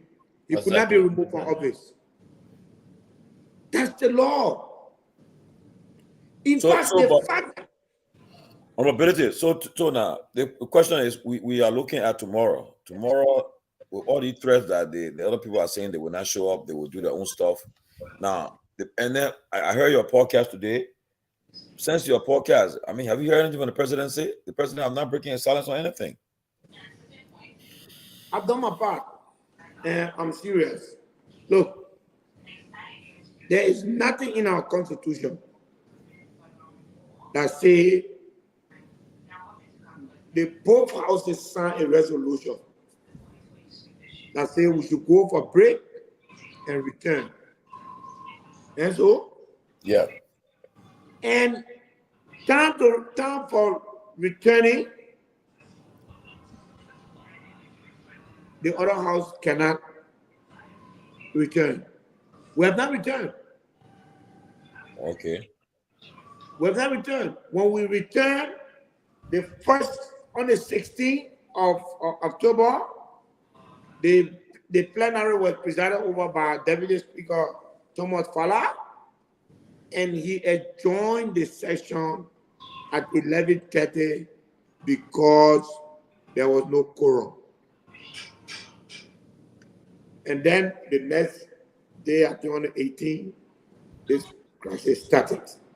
So what I'm saying to you, for all of us to hear, is that since we went for break, we call ourselves to pass the budget, and we close as per that memorandum. When we came back, I only one house in session. There is nothing in the Constitution that says that the Senate alone can continue. All that Dylan talking there, he don't want me himself be happy. At the end of the day, there is no way you can tell me that you have a functional legislature with only half of it working, the other half not working. It's not possible. You got to concur with one another. We cannot have a budget. I want you to know that. Because the budget is the property of the House of Representatives. We cannot have a budget. If we don't have a budget, we cannot have a functioning government. But I also want you to know that Article 33 gives us the right to adjourn. And if they continue like that Tuesday, and I say tomorrow, next Tuesday, we got go back to Article 33. Hello, go back to Article 33. The Constitution gave the minority, Johnny, the right to adjourn. Go read it. I mean, I will not do much. I'll just read it to you. Because a lot of only thing you understand. Reading. Let me read it to you. No, say Madingwa. Yeah, say Madingwa. I understand you say Madingwa. No, you can't speak Madingwa, baby. No, I do. I'm from Lofa. I can do. Say speak Madingwa. No, I understand you. No, but it's instead Loma use Madingwa. I understand you. Don't worry. I want to say Madingwa well. It's a foil man. It's a man coming out. Oh, you laughing again? Article 33. Let's see. No, say Madingo. No. Later, TS say to me Madingo. I want your English. 33 says. People listen. Yeah, where it's a simple majority of each house shall constitute a quorum for the transaction of business, but a lower number may adjourn. Are you hearing that? Yeah. May adjourn from day to day and compare the attendance. So forget the first argument was compare. I'm saying we have the authority to adjourn. Yeah. We have the authority to adjourn. You know, in mobility, let's come as a minority, we have to. But if you don't come, we'll close the play. What you're doing right nobody now, will take pay. Nobody will take pay because it's not come to where you will not take pay. Nobody will take pay. Nobody will do anything. Yeah. So let me come to the point, right, Mr. Honorability. Well, like I said before to my colleague on the show, the entire argument having that lower house, it shows how all of you are just irresponsible. The entire building. I mean, initially, no, listen to me. Initially, when you started, what I said here, all my colleagues can No. You know what? Not because you failed to be elected, then you want to call irresponsible. Not because you failed to, and you were running to be senator. Johnny running? Yeah. You were running to be him. Yeah, listen. Then you want to say we are irresponsible. We're not irresponsible. Mr. Bealded, what you're doing in our house, it doesn't show anything responsible. Nothing responsible. No. Your people there who live in a house and go outside to do business, they're the one that you should talk to, not me. I mean, listen, I contested in November 2020, and you supported a candidate that you knew was a criminally convicted person, right? Ooh. You did that in 2020. I ran in Lofa for Central seat, clean record, excellent record, clear message. Wait for me. I also support Lofa. Listen. And you supported a candidate that was already convicted as a felon and on the CPP ticket, and you guys won. So you're convinced the Lofians to support for a felon. It's already done, right? So you say who you know. You say who you know. So let's come to the point, right? What I'm making here is the argument you guys are having in our house. What is unfolding there? He knows, but Victor knows. And they all went around here again. What man no talking? He's scared again. But who the person Johnny the person now? Johnny scared what? Listen. I don't know what you're talking about. I can tell you when we were supporting any candidate, nobody was convicted on the CPP ticket. Oh, listen. 2020 when Congress was chairman for CPP. 2020 when Congress for CPP, they had Samokai, who was convicted of a felon. You are misleading the Liberian people. But how you say that? Samokai trial was after his election. No. Yes, the final judgment against Bani Samuka was after his election. Wait. Samuka was guilty. Listen, Samuka was guilty by the lower court during the election. Is that why you got guilty? Is that why you got guilty? The man took appeal to the Supreme Court, and that judgment was pending. No, we're not pending. Johnny, 1 minute. Johnny, 1 minute. Hey, Johnny, man, I look up for the one Johnny. No, you bring the issue up now. You talking about? Hey, I want to bring it to your own. Johnny, let me. Johnny, hold on. This man was guilty by the lower court. Johnny, you can appeal the Supreme Court. It doesn't mean that you are guilty when you are found guilty by the lower court. Johnny, one thing I want you to understand. That's how our jurisprudence works. Johnny, one thing I want you to understand here about you have the right to appeal to the Supreme Court, guaranteed by the Constitution. The Liberian court system is very clear, Johnny. Stop misinforming the people. Now, why you misinform? Man, the man was found guilty. He's taking an appeal. When he's taking an appeal, the case. If he can't appeal, the case is not done. He was found guilty. He took an appeal. If you are found guilty, taking an appeal, it's an open process that the lower court. the lower court may not have done the appropriate we should not job. waste our time discussing about that. I So just brought it up because people, we should not waste our time discussing that. I think it's a done deal. Let's discuss the issue down here. But you bring because I will tell you clearly that look, the lower court found the man guilty. They found the man guilty, and the man took an appeal. You trying to bring something that is totally inaccurate. No. The honorable man brought the issue up because he has contested a lot. That doesn't matter. Who has been going election and lost the election? I'm not telling him that he's supported a person lost the election. Johnny, hold on 1 minute. I said I didn't know that Johnny ran that election on Samuka. I didn't know. No, I know. I ran 2020. Johnny wanted to be part of his story to put his name on the ballot paper. That was the principal reason why Johnny contested. Listen, let me say this. Don't disrespect me. Don't disrespect me. And Johnny King. That's a clear disrespect. No. I won't tell you. That's a clear disrespect. That is a disrespect, Pewee. That's a disrespect. That's a disrespect. My integrity. Money I spent. Don't tell me that nonsense, Pewee. Johnny was the least candidate in the race. Don't say that here. For number 1 to number 8. Don't stop number Pewee. 1 to number 8. Number 1 number 8. Money I spent. Uno de boy de time. No, listen, the money I spent. Don't give that kind of disrespect. Yeah, you on the show. When somebody come here and tell you something, you get annoyed. Don't tell me that's my integrity, Pewee. I spent my hard-earned money that I worked for years. I saved. I didn't take money from nobody. And money I saved over the years. But when you go election, needed me to serve them. When you go election, I have done a lot to be known. You understand? I've done a lot. I'm known globally. Don't tell me that I did it because I want to serve my people. That's all. And so these teams to take me. I agree with them. Don't tell me say you don't know good. That's a disrespect to me. You can take that back. But listen now. Every contestant you are a politician. I money, my energy, and time spent to go around to go campaign in 133,000. You tell me say I'm not going to come on, Johnny. All I won't let you sit on the show, yeah. All I spend more on money. You gotta behave on your voice on the show, yeah. All of us spend money on politics. Listen, if you want to raise money because I have interest, I believe I will. Do not say because you put money on. If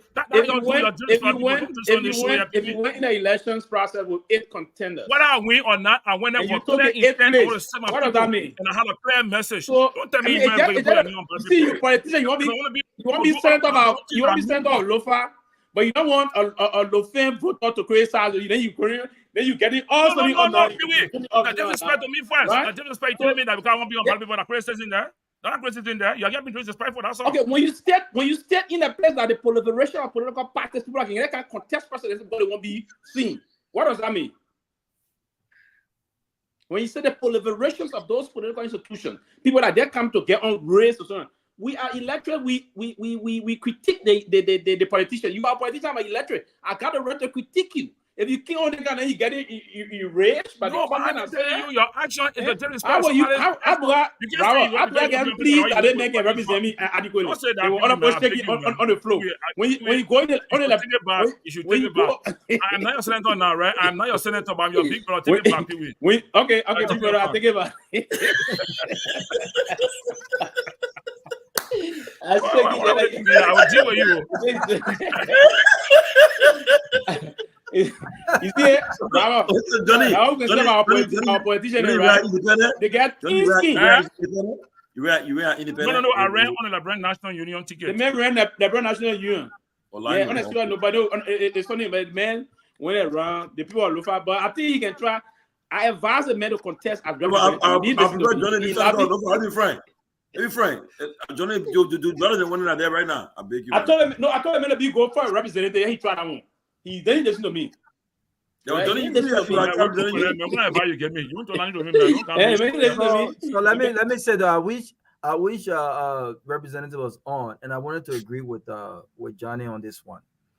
The fact that the Supreme Court reaffirmed the judgment passed by the lower court on Samuka is indicative that, from my understanding, he was guilty prior to that appeal to the court. And based off of what I do know, I'm not a legal expert, but I do know if unless a trial ends in mistrial, right? Every legal system allows the defendant. I'll make it very clear. So before Samuka ran, the judgment passed on him before? Yes, he was already found guilty of theft of property. And in order to pay $1.4 million. Raul, that the case was already in the Supreme Court waiting for final. Yeah, but here's the thing. Here's the thing. I mean he's not guilty yet. But here's the thing. And I'm glad the representative is back. From my understanding, the verdict against Samuka came, and that case was a done deal. Samuka did not appeal immediately after the verdict, Sylvester. He did not. He did immediately. No, he didn't. It was months. It was months after. No, he did. No, Rabbi. If you have only 5 days to appeal. After that 5 days, you can't appeal again. Yeah, but then what was the conversation about? Because he was ordered 2 years imprisonment. So you're basically saying is the reason why sentencing did not occur was because the appeal was going on. Is that what you're saying? Okay, that's the bigger system. Okay, so I had to do some due diligence on that, right? But I think there was already a political clout, and I do agree that every defendant has the right to defend or clear his or her name. And given that the Supreme Court verdict was still being taken care of, then look, I will still Johnny knows that. I will still think that he was innocent pending the proper. But to play the devil's advocate, the Supreme Court final verdict was a reaffirmation of the lower court verdict. So yes. but to your defense, you can argue that no, I did not support a convicted criminal because he had an appeal, right? I get the argument. Exactly. I get the argument. But go ahead, Johnny. I just wanted to make that point. Okay, so honorability. I mean, like I was saying, for the last 2 weeks or so, you guys in the lower house have just been being a disservice to Liberian people for the fact that you guys you have a leadership in the lower house that has not proven to have better leadership skills to continue and control the unfolding situation in the house to the extent now that it has gone to the extent that the Liberian people business is no more ongoing. So Speaker Kofa, his deputy, and all the color officers have not shown leadership in the house because this issue was raised 2-3 months ago in our place. It was raised by Eka Kuluba and other people. In as much as the speaker and all of you, committee chair, you, the chairman on defense intelligence, you got intelligence that there was a plan to remove Kofa. You guys were unable to use your leadership skills to curtail or control the situation as a responsible body. Now it has come to the open. Then you're running all around now, going from code to code to code. Let me tell you something. Johnny, man,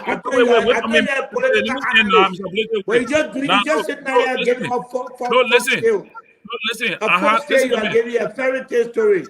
I know you feel bad because you want to show yourself, you want to prove yourself. I'm just saying to you, this issue of the removal is not a new thing. It's been lingering in the lower house among you guys all along. And your leadership in the house, you guys fail to continue to handle it in the best way possible. Now it has come to the public. How do you curtail people right? You're going all around. Exactly. Wait.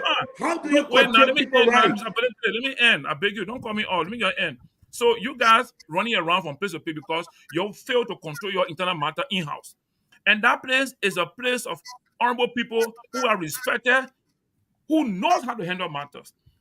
But instead of that, you guys are all in the public now, in the public glare. Yeah, but Johnny, I gotta interrupt you for a little bit. I think it's unfair though for those who have conducted themselves as representative according to the law. This is the leadership. Specifically to those guys who were disruptive. This is a very sycophantic and hypocritical. That's all of the representatives. We're doing our work. We're going to work every day. You know who has refused to go to work. Why are you not man enough? You don't have the balls to call their names. We go to work every day. We don't refuse to go to work. The lower house. I'm giving you the lower house. Are you telling the Bona to go to work? Come on. You're the one. Go tell your Lofa Julius people then to tell people, all of them sit now over there. Go tell them to go to work. The content of the president. The content of the president, get them there. Go tell them. Let them follow the rule of law. The president of Liberia won the election by 20,000 votes. If they're not going to rule of law, who will do that? Now you're running all outside now. We're going to call this and that. You're fair to administer yourself And properly. then you know what happened? You just looking for cheap. You're looking for cheap popularity so that you can run the next time. That's all you're looking for here. You're not getting it. Yeah. Baba Musa, it tells you that you're in the house right now. John will be on the other side right now. I can see. What are you looking for? You don't want. No. Listen. If I'm in our house, right, and I get to know that these things are unfolding, I would have made it my duty to ensure that we handle it before it gets out to the public. That's the kind of person I am. And also knowing for that, I make sure that issues internally are handled before it gets out there. You understand? And my issue here is that this is not a strange thing. The thing been coming over the last 3 months. It's been coming over the cover. And Johnny, let me say this, Johnny, quickly. And let me remind you quickly that the man that decimated you guys in the election the last time, he's coming back in the race again. I don't know if you'll come back as Senate or you go now in the. I think Guar district is Collins, right? Johnny. I mean, if you don't do it, don't ask me. No, I'm asking you. You know you want to answer. That's a better hint. Yeah, I agree. Let me. Who's the senator of Lofa right now? Who's the senator of Lofa? We got 2 senators in Lofa. Who's that? So we have Jallah, Senator Jallah, and that of Senator Momo Saros. Momo Saros and Senator Councilor Jallah. Momo Saros, when the senator didn't get his seat, Momo Saros contested and they wanted to move through the election process. When some guy wanted a seat and they took it for him and they gave it to No. Some guy's seat is a seat Jallah is in. Jallah won the by-election. When they got something out of the process, then there was a by-election because we still had some time to the election period. That was 2022. Wait. So Jallah ran independent, right? Jallah ran independent / CDC. But then who he ran against? He ran against that of Garguah Kotiman second to him. There was Garguah Kotiman but Jallah ain't that will. CDC supported him. By the time he won, he focused on CDC now. Yeah, but CDC supported him heavily. It was Ben Rowe by CDC during the process. Yeah. So, but again, Lofa County election process is very strategic and very, very much a deep kind of a process, right? I can recall almost 20 years ago, the first time we made our debut into Lofa politics, when we went into run campaign for the late Professor Sumo Kupi. Folks said across the line that we couldn't make no difference. We were stranger in the area. So we took time to understand the politics. I went across all of the districts, the 6 administrative districts of that county. We went in more than 200 towns combined in the entire county. Right, so I can advise if Johnny were to redirect his campaign mechanism to me, I will give him a very powerful campaign message that I think he can make some impact or even win elections in Lofa. We are the king of Lofa politics. You come and start making Johnny to watch where I am. I beg you, don't think about Johnny, my brother. Where I am, I'm working diligently. I'm making my pay, endless pay. The people are paying free money, they aren't doing nothing for you.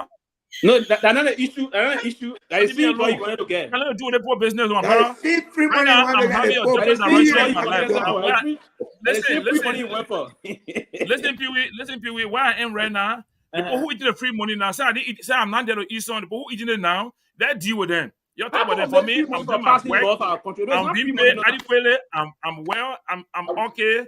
I will not allow you, Johnny. I will not allow you. Left home, my brother. So you discuss those that are harming Liberia. Let leave my life. Leave me alone. Yeah, I come in. I don't have to contest again. If I want to, I will contest. If I want to contest, I will contest. I don't have to. The fact that I did not contest because I wanted to get money. That's why I told people I wanted to serve. But let me I wanted to serve because I saw the value. Listen, Pewee, listen. I have worked for the last 10 years in every part of Liberia. I saw the need, and I saw how people treated the people, their own citizens. That's why I felt that I must go and serve the difference to show the difference. Unfortunately, the post of Syria. Johnny run against support because you're very passionate. That I know of. Thank you, Tomalin. Listen, And myself supposed to. I'll get you pro bono support. Thank you, Pewee. I didn't get for Jallah now. Johnny, But you no, don't want I to did not contest because I wanted to get money. Actually, I wanted to serve because I saw the competition in the country. Can you imagine to live in each county and live and work in 40 towns in each county, 40 towns for the last 10 years? Who have done that in the country? And I rode motorbike from town to town from 2008. I've visited on motorbikes to drive from Morovia. Johnny, I see why you lost the election. Yes. That thing talking. I had out to the win election for you. No, table.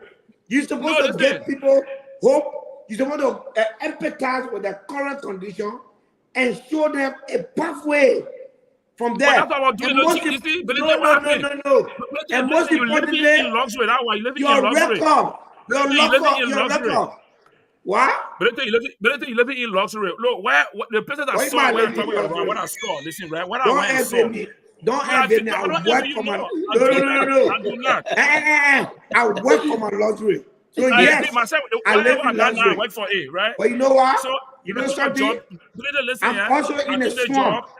I'm in a swamp making restaurant for my people. I'm in a swamp building bridges for my people. I'm building road for my people. Yeah, it doesn't matter what I say. I'm telling you, that's my job. The for contesting was because I saw that people were not served. You go tell the people say now run motorbike now maybe representative or senator.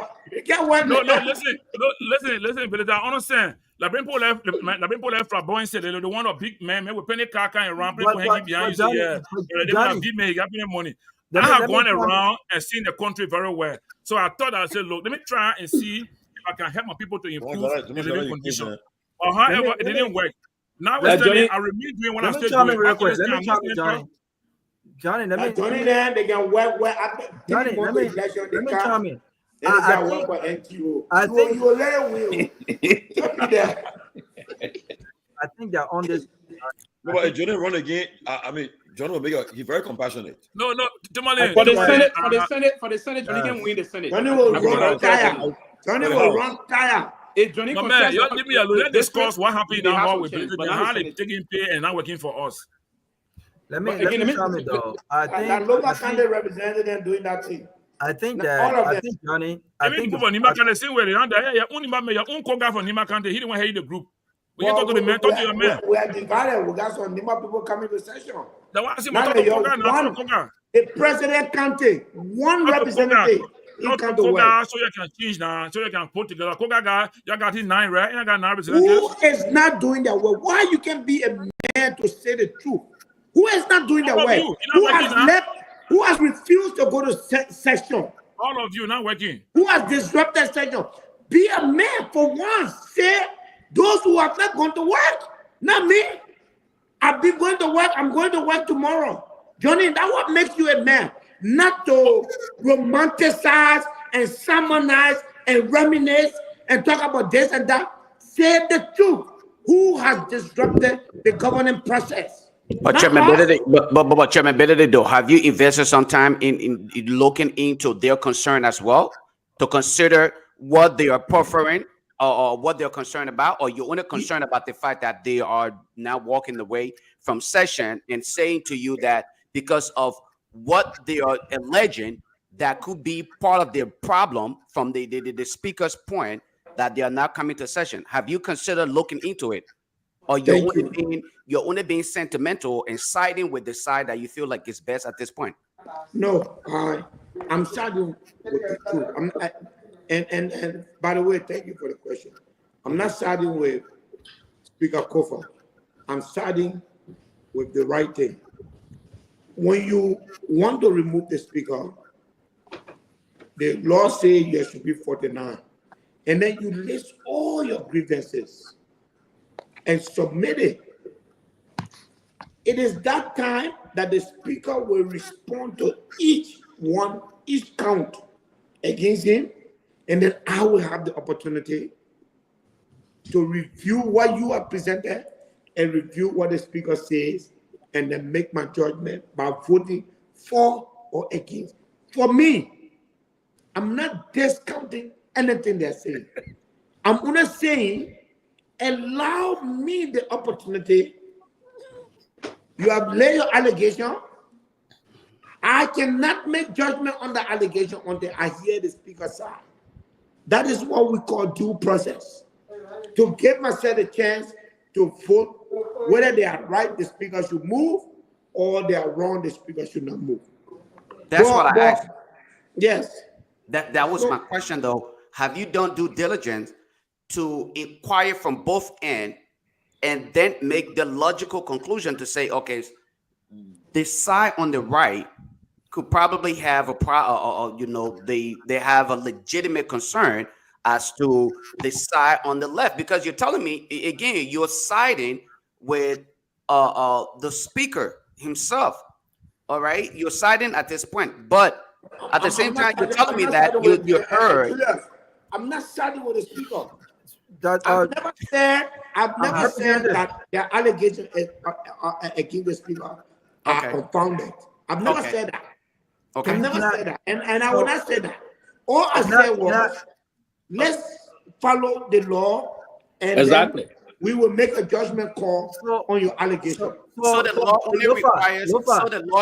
So the law only requires their appearance in session, and then you can proceed from that. That's what you're insinuating. You're insinuating that. You're insinuating that once they appear in session, then you can proceed from there. Other than that, you would not regard them as legitimate as it should be considered. Is that what you're insinuating? According to Article 49 of the Constitution, the only number that has the power to call for the removal of the speaker is 2/3 majority. Therefore, no request for the speaker removal can be put on the floor until it meets that threshold. That's what the law says. This is what the Constitution says. Let me just add though, Lofa. So I want to be given the chance to look at the argument and the counter argument. Julius, how do you expect me to make a judgment call on an allegation without hearing from the other side? And let me add this word. Let me add, Lofa, do you think it's appropriate for let's consider those who might want to hear the resolution or the concerns of these lawmakers? Do you want, if I was a lawmaker, would you rather me go to our RLJ where they've been camping to listen to their concern, or would you rather me listen to their concern in the joint chambers? Again, that's part of the reason why the house, okay, that Capitol building where you see where they have the offices, that is where they're supposed to assemble. All right. Now, when they're at the house, part of the reason why these individuals who represent us as lawmakers, they have different office staff that's supposed to perform certain responsibilities, right? Representative Musa Bealded should have done his part, like he said, and other representatives have said, time without number, they want to make sure that they can try to hopefully mitigate this entire process and calm things down. It can be done right at the house. They shouldn't have to go to session, because you have to take into consideration the part that the folks on the other side, they are saying they don't regard this individual as worthy to sit under his gobble because he have again gone against what they believe is constitutional. Do I support their decision? I don't. But I'm telling you, they have a legitimate concern. Yeah, but here's the thing: the argument that you're making, I'm not saying it's not a bad. It's a bad argument. What I'm saying here is the fact that they don't like or they have no confidence in that person as speaker. It's not enough for Musa Bealded and others to say, you know what? Well, based on that fact, based on that opinion, he must be removed. And even if he says he must be removed, they still must follow the legal rule, procedures, and process to remove him constitutionally. They have not done that. So, in fact, if I was Bealded, I would not indulge any lawmaker who have failed to be a protector of the law, irrespective of their own personal or emotional or whatever feeling that they might have. You don't have to like the speaker to ensure that whatever action you take against the speaker is within the confines of the law. They have not done the bare minimum of that. Yes. Well, again, and that's part of the reason why it is upon Representative Musa Bealded and others on his team, and those who are on the other side, to find that amicable spot where they can come together and make sure that the Constitution is adhered to. But unfortunately, that is not what I'm sensing from both sides. I'm not sensing that. I'm not sensing that. I'm sensing that. No, your position is actually hypocritical. I agree.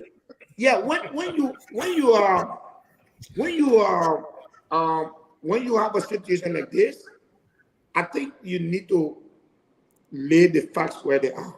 I was elected by the people of District 7 to come to work every day and to go to session every Tuesday and Thursday. I'm doing that now. So send those who have refused to do that, can I mix me and those people and say we are all being disrupted? I'm not being disrupted. So Representative Bealded, this so is how where can you tell me with those people? Can I say something real quick? This is where I see very often a lot of you representatives and senators continue to divide the country in a way that it keep us even more divided. How? You were elected by the people of Liberia through the people of District number 7. You represent every Liberian because every policy that may be instituted will benefit every Liberian, regardless of what district you represent individually. So I was elected by the people of District number 7. No, the people of Liberia elected you. My action speaks for me. Yes. Everything that I've done in the house have been for Liberia. Good. But every time I had the opportunity to pay tribute specifically to the people who gave me this opportunity, I will do that. And that's what I'm doing. Mr. Bealded, I just want to bring this point of Raul position here. Yes, and Raul, and I understand we're all passionate about this process, and I admire your tenacity on this line, right? But yes, there are procedures that we have to move through of the system. We have Article 33 of our Constitution that would say a lot of things. You have to be procedural. Now, outside the procedure is a violation of the law. Now, to remove the speaker, you should present your resolution as per the number. And the speaker, I alluded to that the last time. If you said Robert, you're talking to Lofa, not Robert. I'm sorry, Lofa, yeah. I'm this Lofa. Yes, I'm Lofa, sorry. Yeah, so that's one of the line there. So if what was your point? Because when you said Robert, my point is that they won't hear from those guys' side because they are not doing the right thing. The only way to hear from them, they will have to do the right thing by going and getting the number 49 and presenting the resolution with the count. Then the speaker will respond. When the speaker responds, someone will move in session and say, Mr. Speaker, please recuse yourself while the process open. That is the time the speaker recuse himself. The speaker recuse himself, then the process open in terms of hearing from the speaker. Then they will put the thing on the floor. If they come and vote, the deputy speaker will preside in the process, right? And they come and take the vote. If the vote get to 49, speaker, you pack your bag, you leave from the office, they tell you one of the member office, you sit not there. Well, I won't even advise Bealded to even be running behind folks. These are grown men. Another thing I will emphasize before I conclude, another thing I will emphasize quickly, the law is also clear on the issue of where they are not compared to sit in that Capitol building. The Constitution says, no, I love to be very clear for me. Now you got yourself. I'm glad you took it. Go ahead. They are not compared to sit in that Capitol building as per the law, right? The law said they should sit in the same city. The same city. And there was coming honorable, you're coming just now. Yeah. The issue, one of the compare this situation that happened with the late Johnny Lewis bench at the time, and there was Johnny Rule. The other camp that was 40 Eddie Snow moved at the time, the men used the situation to renovate the Capitol building to rebel against Snow, right? So the camp that was rebelling against Snow moved to Banjo, Hotel Africa. Eddie Snow and a group moved to the Centennial Pavilion. So the constitutionality that they were discussing at the time was about the same, because the law said they should sit in the same city. Monrovia and Banjo, they're not two same city, right? So, I would like to come in anyway, but my concern now is the same city. But the point that the speaker side is holding is that they are on the law side. They are the minority, and the Article 33 say they should compare the other people. So, and the way the guy was trading at the time, it was totally against the law. Johnny Louis ruled. Snow won that case. But Snow submitted but Pewee, Snow won the case, but then why Snow didn't prevail? So he didn't prevail because he resigned. He was just fed out of it. He knew that was personal. Snow said his able lieutenant made a deal around him and left him. So you guys did not answer. But let me read. Julius, let me let you know what Article 49 says. Go ahead. Without any substitution, Article 49 says the House of Representatives shall elect every 6 years a speaker who shall, you see the word there? Who shall be the presiding officer of that body. Okay. So the Constitution is very clear that not when you sit in session, the man who's supposed to preside over you is the speaker. Right. It did not say if there's no majority or no minority, so the speaker has lost that position. It says in the same article that the only way you can remove the speaker is for cost and by 2/3. Okay, so nowhere right. So Representative Bealded, can I say something here though?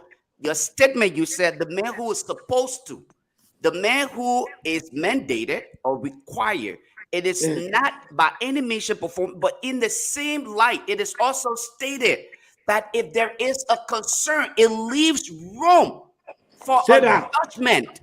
Read what you just wrote. You just said the man who's supposed to. No, you just wrote. That was your statement. You said the man who was supposed to. There was no ambiguity. Okay. He said the House of Representatives shall elect once every 6 years a speaker. Right. Who shall be the presiding officer of that body. And in your interpretation, what does that state? In your interpretation, when you attempt that interpretation means anywhere the Constitution says shall, that means it is mandatory. Yes. Okay. No substitution. If he resigns, if he travel, if he's sick, his deputy will deputize for him.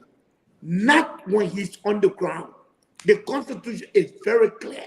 Granted, right? Granted. And I agree with what is stated in the Constitution. And I'm one person who wants us to abide by the Constitution. But let me be honest here. And I want Fanatic Kofa to feel a pinch of his own serving. The meal he prepared, I want him to feel it so they and other people can. That is my only reason why. What meal are you talking about? What I'm saying here is, look, guys, let me land on this point, right? Yeah. I want Fanatic Kofa and others who have served in government, who have been very belligerent, who have purposely disregarded the law, to feel a pinch of their own meal that they cook. Because Fanati and other people, remember, it is alleged Fanati paid to play, to get himself to win. How a man that's supporting the president, you refer to him as belligerent? He has been very, very. What do you mean he has not been belligerent? But yes. You cannot be the words. I know the word belligerent is rebellious. Yes, you are not the word belligerent means you are rebellious. He has always been. Yeah, that is against the Liberian people. I'm talking about against the Liberian people. Look at the status of our people. Can you state that today, Fanatic Kofa and other people who have continuously corrupted the system are not considered belligerent? Do you have any proof that he corrupted the system? Do you have any proof? Have you been guilty of any other thing that is in a society like Liberia? Because we don't even regard data integrity. It is almost impossible to prove any form of corruption in that country. So you cannot sit there and ask. Let's take a step by step. Evidence. All the issue of corruption allegation, that's what we call for audit. All we are saying here is We cannot continue to pile up anomalies and think that we can run the country. One of the reasons why people say this and that is because Fonatico was part of the House that removed Cabinet Jallah. You know what? You know who is our lawyer in this case to the Supreme Court? It's Cabinet Jallah. Right? Yes. So the law is he getting paid to do it? Of course. Okay, then. It's So a lawyer. Yes. Why So the point I'm making to you, Julius, the point I'm making to you about the law is that it doesn't work that way. The law does not have SARS. Let's focus. You see, if you go down the issue of corruption, like you will separate some of us. Because I have been standing alone. All these people who sign a resolution about or how you call it, audit. I have stood alone, brought 3 letters, and every one of them have stood by and did nothing except for Nyenwolo from Nipa County. You understand? All these people with a 42 number. What have they said about audit? Nothing. You understand? Nothing. I have the first letter I ever wrote plenary that to audit. I wrote 3 letters. Everything has been. Guess what? The people who threw it away, and people understand are saying that they want to come and clean the place. That is hypocritical. You understand? The point I'm making is, let's go to the lower hanging fruit and say, look, gentlemen, either you have the number or come back to work and you guys 7 more, convince more people. If you can convince 42, it will not take you long to convince 7 more, unless you don't believe that you have 42. Okay? It's also up to Kofa to say, out of the 42, I can get 7 or 10 to make sure that all we have quorum. Let the people come to work. Don't at this point, it is offensive to some of us to look at us as being disruptive. We've gone to the work, we've done our work. I continue to go to work as in fact, when I entered that building today, I never left from there until after 5 o'clock. Okay? Wow. I've been doing my work. That's good. You can't tell me that my Johnny can look at me and tell me, say, I'm irresponsible. Oh. His lawyer, his representative, all of them that they elected from local country, none of them have come to work. Johnny, you call it representative irresponsible? Yes, and I take serious offense at that. And I give you, Johnny, I'm out. Because at the end of the day, I have not been an irresponsible lawmaker. I come to work, I do my work. All I'm saying to my colleagues, I'm not even condemning the allegation against the speaker. I'm not even condemning the allegation against the speaker. I'm going to say, okay, let us follow the law. No, Johnny. But please allow Johnny to take that statement back. Wait, Musa. Johnny, want me to take it back, Johnny. Johnny, take it back. Take it back. Nephew Musa. Yeah, Uncle Johnny. Okay, I take my statement back, yeah, nephew. I take it back.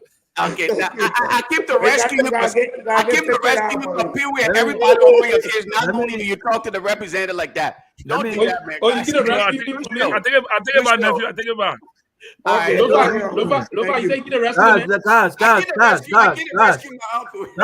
guys, we gotta have some control now because everybody get talking about everybody right now. Yeah, please let's have some control now. So let me the 2 things I want to say. Yeah, we gotta see. I see Tomalin just making us do free flow, but we can't be talking for each other.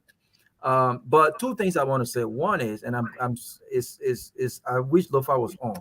One is, I think that every Liberian, irrespective of how we think or how we feel, I think I'm getting the feedback about a particular politician or person, right? When it comes to certain issues, we should look at the law and the facts to be able to reach a conclusion and decide on what is right and what is wrong.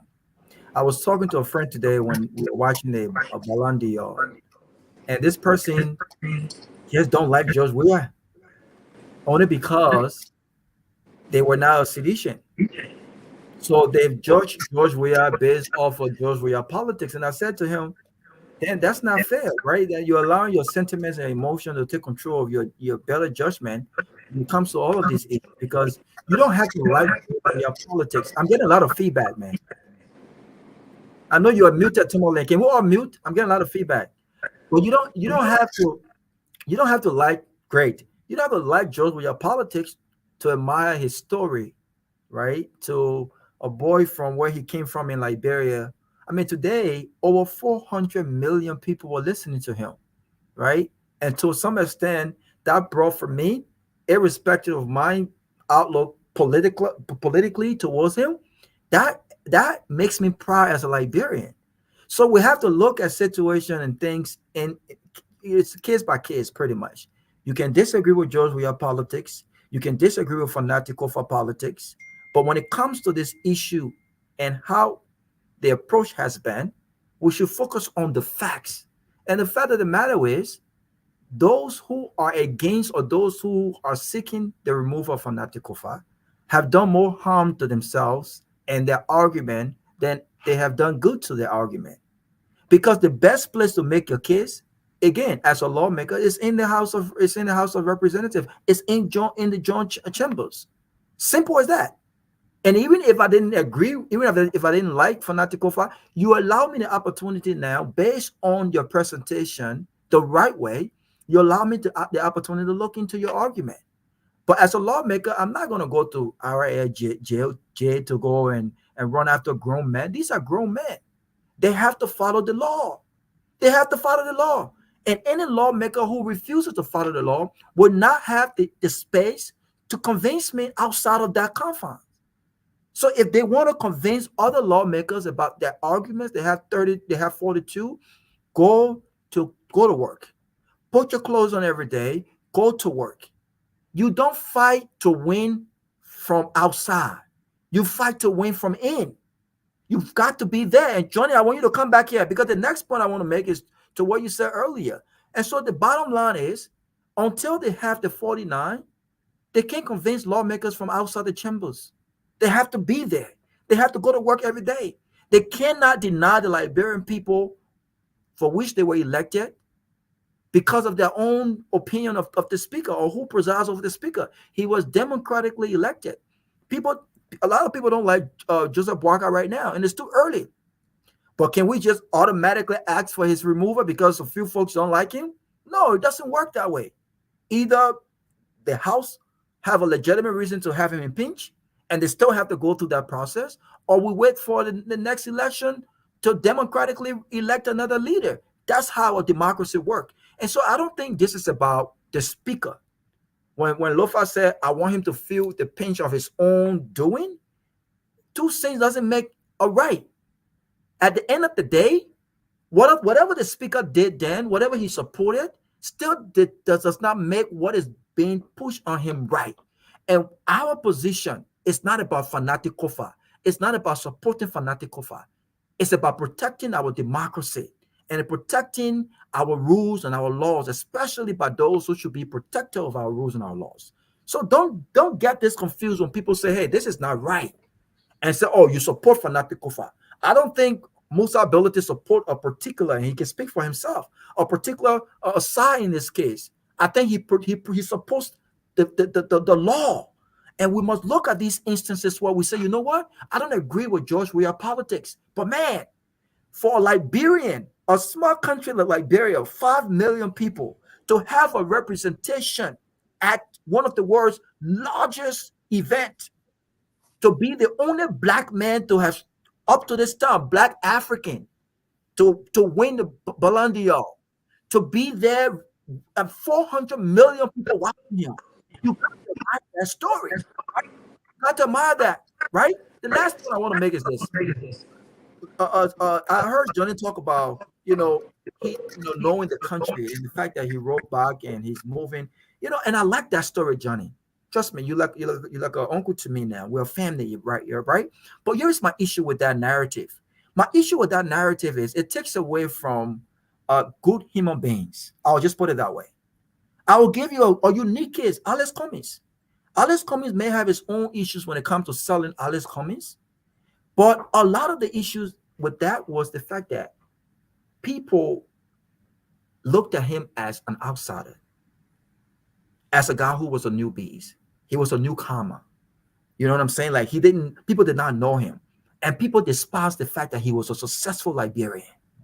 He had money. He was living in a penthouse suite up at his complex. I think that when you look at every successful country, the stories of you and others in locally, they're very good.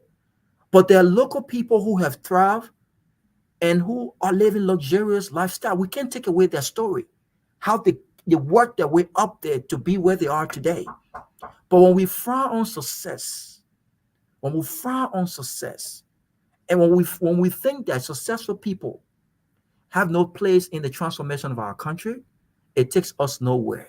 And to be frank with you, I don't know any successful legislature that have selected 95% of very poor people that have done the people's business. In most countries, lawmakers are doctors, they are lawyers, they are very successful career business people. And at the point that they are in their lives, they are not at the legislature to make money for themselves or to erase themselves. They are there to transform the lives of those that they represent. In our country, we have elected poor people, people who have not seen life. And what they've done, they've used that opportunity to erase themselves instead of doing the people's business.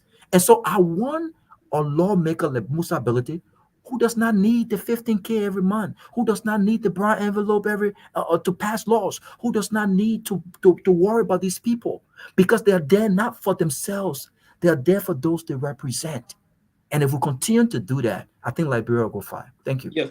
Let me disagree with you in terms of who we elect in the House. No, on a serious note, we need to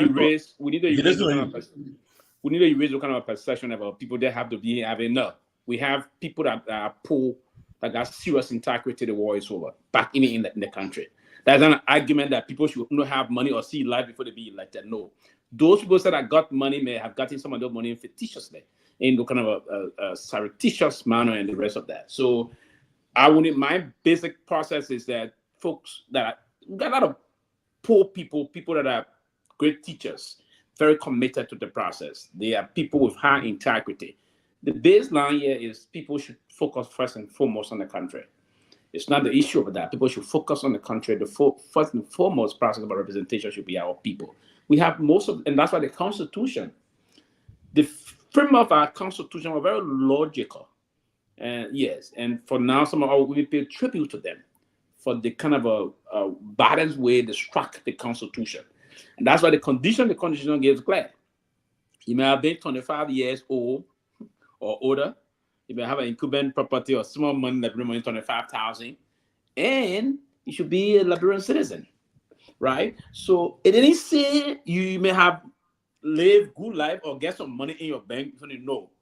So the intent of that is so that they got people with integrity in the country. So I believe go ahead.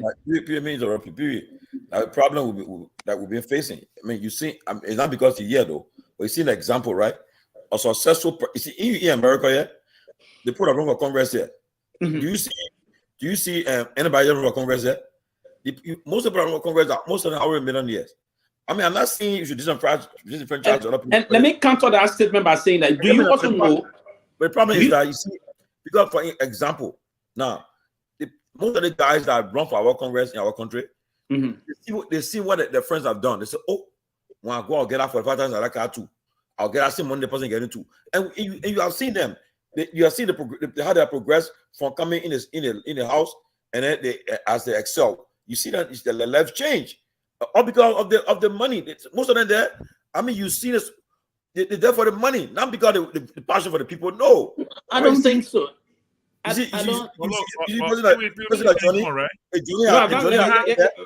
Johnny. Musa is there. In fact, the man when he doubled his staffing. He put more on his staffing, and he doing the work as a lawmaker. He going in the county every weekend. When the man by Thursday, the man it's not because of the crisis. Thursday Musa in Nima. But all the people in there, you see them to the Dikalabash, see them to Safi launch. I bet they only bluffing honorable. All they're doing that time. Let me frank.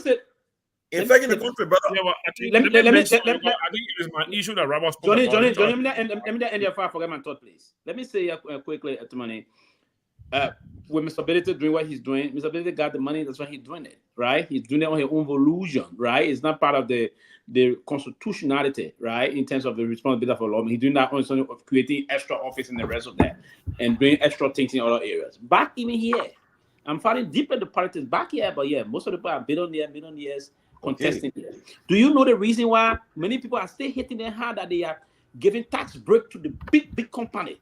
Those people sponsor their campaign. They give them some big kind of money around here. We hear that in this country, right? They give tax break. They pass on laws that will interest the rich so they can get more richer than the rest of that. So, my brother, the whole thing of a thing, that is part of the issues. They call it poke. They call it poke, right? You know the way people operate there.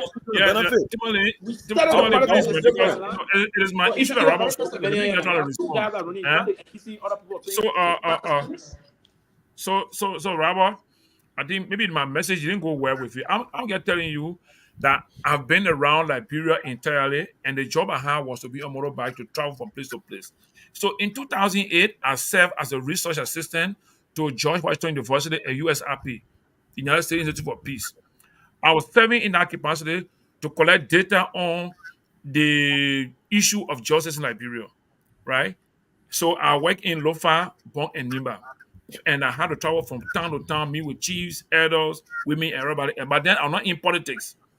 In fact, that was a year, I was in my senior year. It was the professor Steve Jugbe who called me when these professors had come from Washington and gone to the university.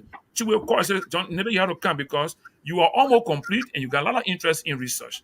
That's how he called me and they tested me right in the Jugbe office, passed his test, and they started giving me tutorial on how to conduct research, basically. So from that point, the next group that hired me was Oxford University to do 9 counties assessment. I had to recruited to work with them. After that, the next one I had to do was UN peacekeeping mission. I had to evaluate UN peacekeeping mission from the Columbia University. So all the things gave me I did more than that. So all gave me idea on my country. That's how I visited the 15 counties and went to 40 towns in each county. That was not part of politics then, Robert.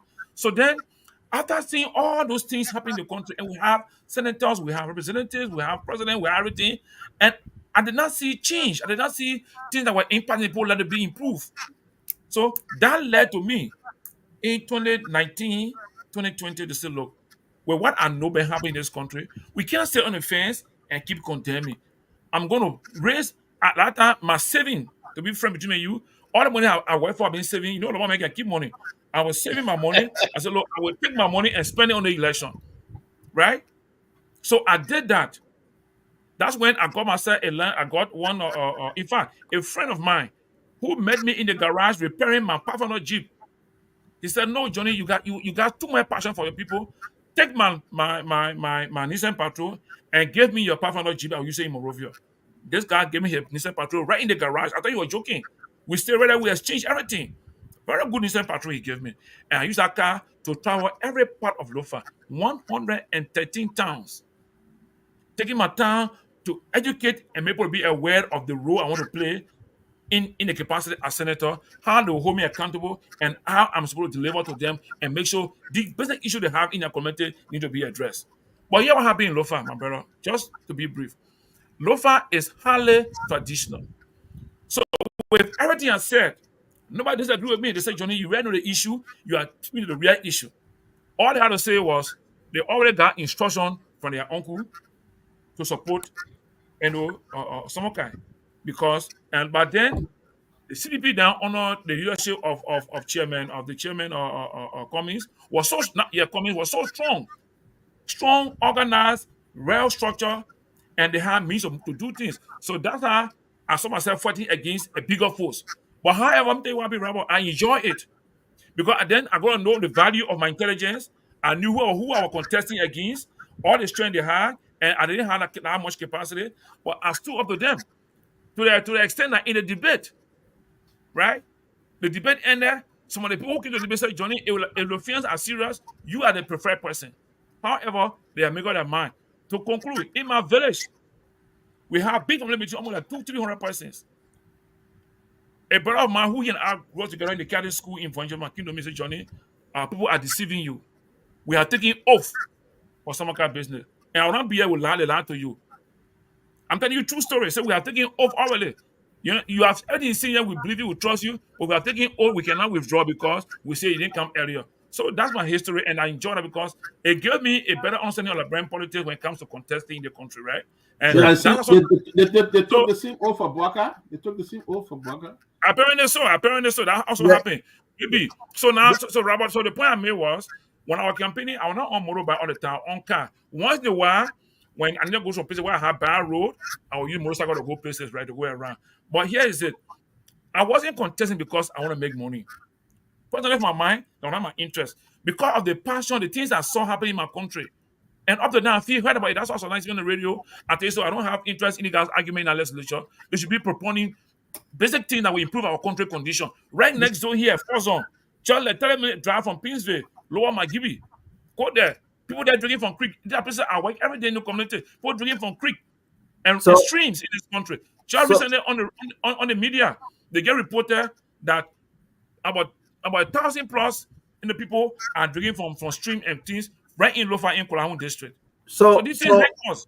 So listen, and before the representative come in, I just wanted to say, I don't think that, and I don't think that your story is a bad story politically, right? I think we all need that story. I think what bothers me, and I've been looking for a piece for that. I think Liberia, that's all.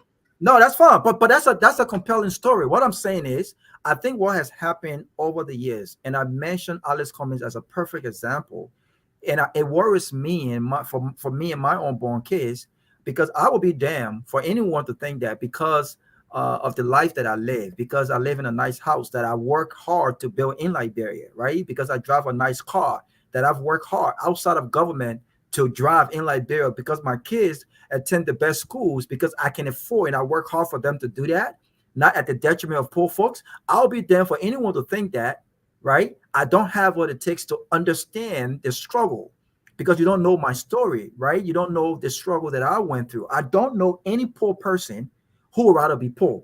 These are all great stories. But what has happened over the years in our country is because we have this tradition that is tied to our politics. Look, I'm from Bassa. I don't speak Bassa, but I can argue that the reasons why I don't speak Bassa. When we were supposed to be learning Bassa growing up in our country, these idiots deprive of us of that, right?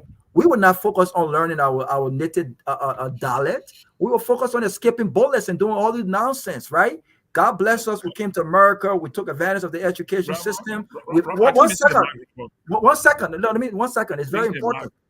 Huh? Robert, I think you're missing the mark.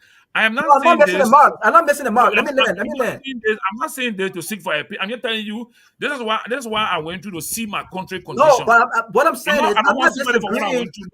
To tell you that I saw these things happen in Liberia, and that's how I thought to contest, not because I was going through tough times. No, but Johnny, what I'm saying is not everyone.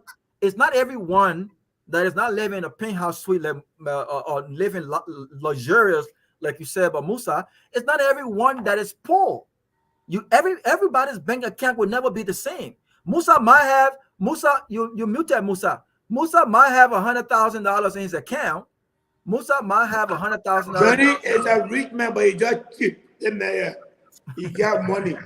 Listen, Musa might have good money to afford, right? Musa might have more money to afford a more luxurious lifestyle than you, but it doesn't make you poor. If Musa got $1 million and I have 100,000, I can still live a decent life. It doesn't make me poor. My problem here is for so long, those that have been elected in Liberia have convinced the people that successful people do not understand you. That's wrong. That's also wrong. That's what I'm saying. And so we need to reject that narrative.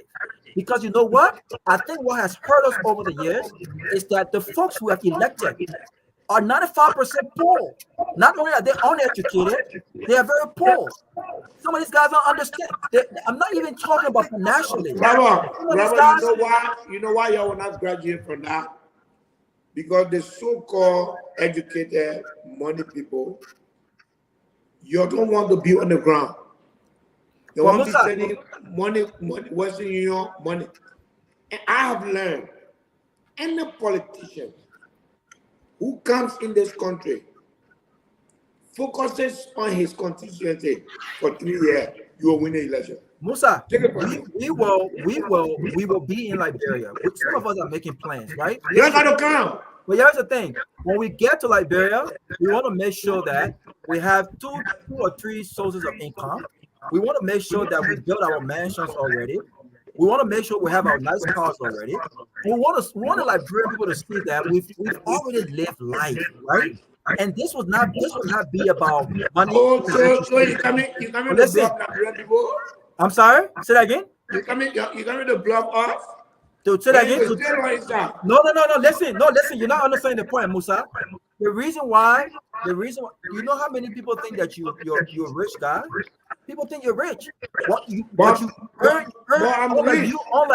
Hello, Bravo, I'm rich. Okay, but that's fine. But guess what? You earned it. But nobody think that I'm rich. Okay, but you earned it, right? What I'm saying is, as a Liberian, you are rich. I know about you. As a Liberian, I should be inspired by what you've earned in the private sector. I do not agree with this idea. I'm not saying poor folks or folks who don't have the same bank account should not be effective leaders. What I'm saying is, because of how massive and corrupt our system is, we have continued to elect folks who in turn have not put the interests of the constitution of the country first. They put their bellies and their pockets first. This is the reason why you have all these different deals going through with brown envelope. If I already have money, who can come to me and convince me about $10,000? Without repeating after you, I will agree with you that representatives should at least be people who, before becoming representative, had a life, were capable of taking care of themselves, and that they should not see the job, they should not see the position of representative as a means to their living. That's it. But the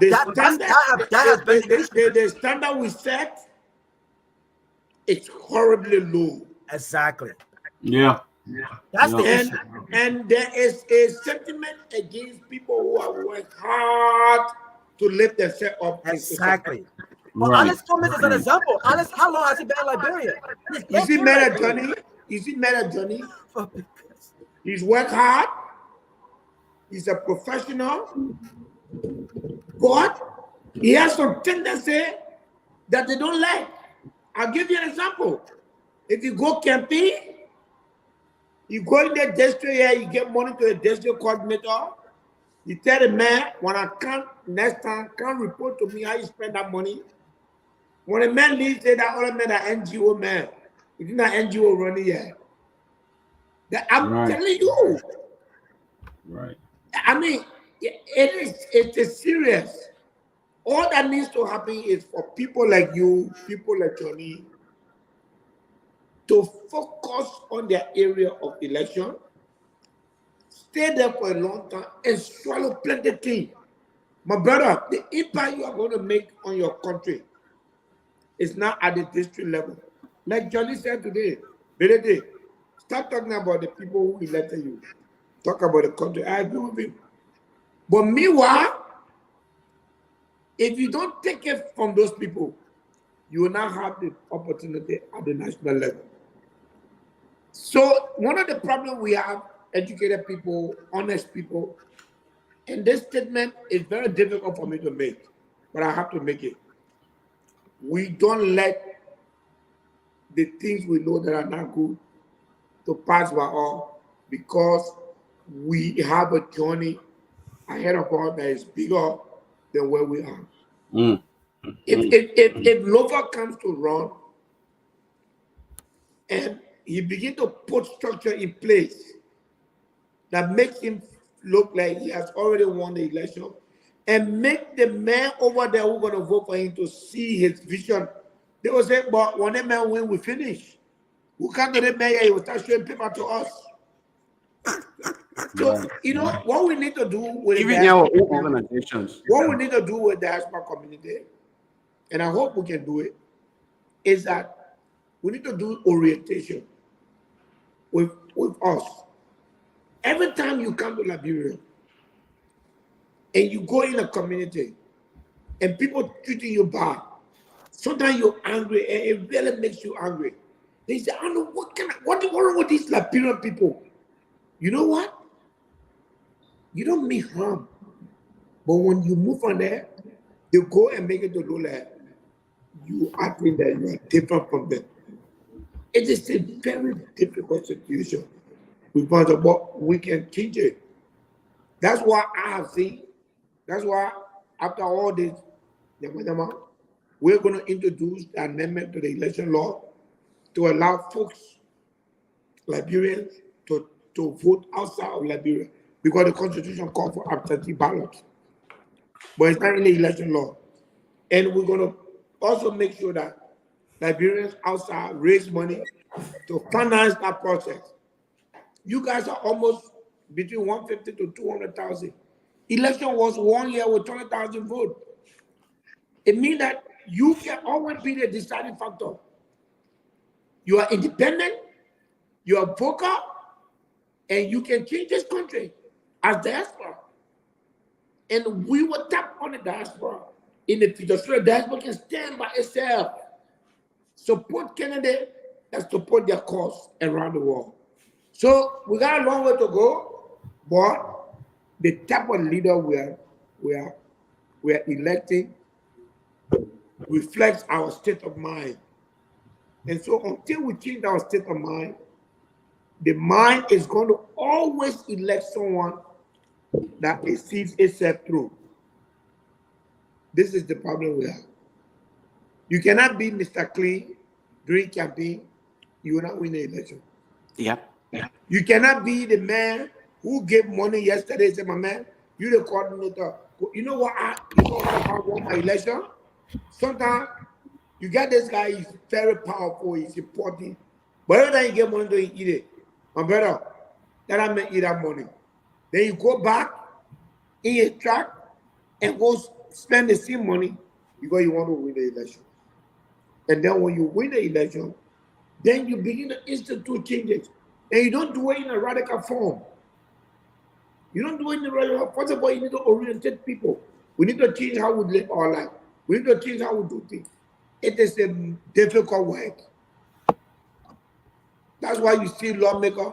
Lawmakers are a direct reflection of the people. Of the people. Exactly. You best with us. But a Liberian point looking at that. Is there a leader, a community, a country deserves the leader it has? The question we have now as Liberians is, do we deserve this? And the answer is going to come back until we find it. You look at Man Johnny.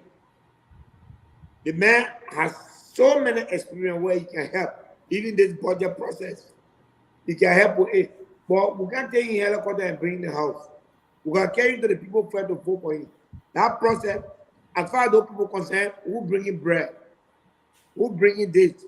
Johnny, all that in book there, they put that time for him. So where we going? But Representative, let's do our closing now. Let Chairman do his closing, and then because it's almost 9 o'clock. Let Chairman do a closing, Johnny, then we can do our closing. All I say is that all of you who know your lawmakers, let them come to session. We are not the one disrupting session. And it really bothers me if you put all of us in the box here. It's not fair. We've not done anything.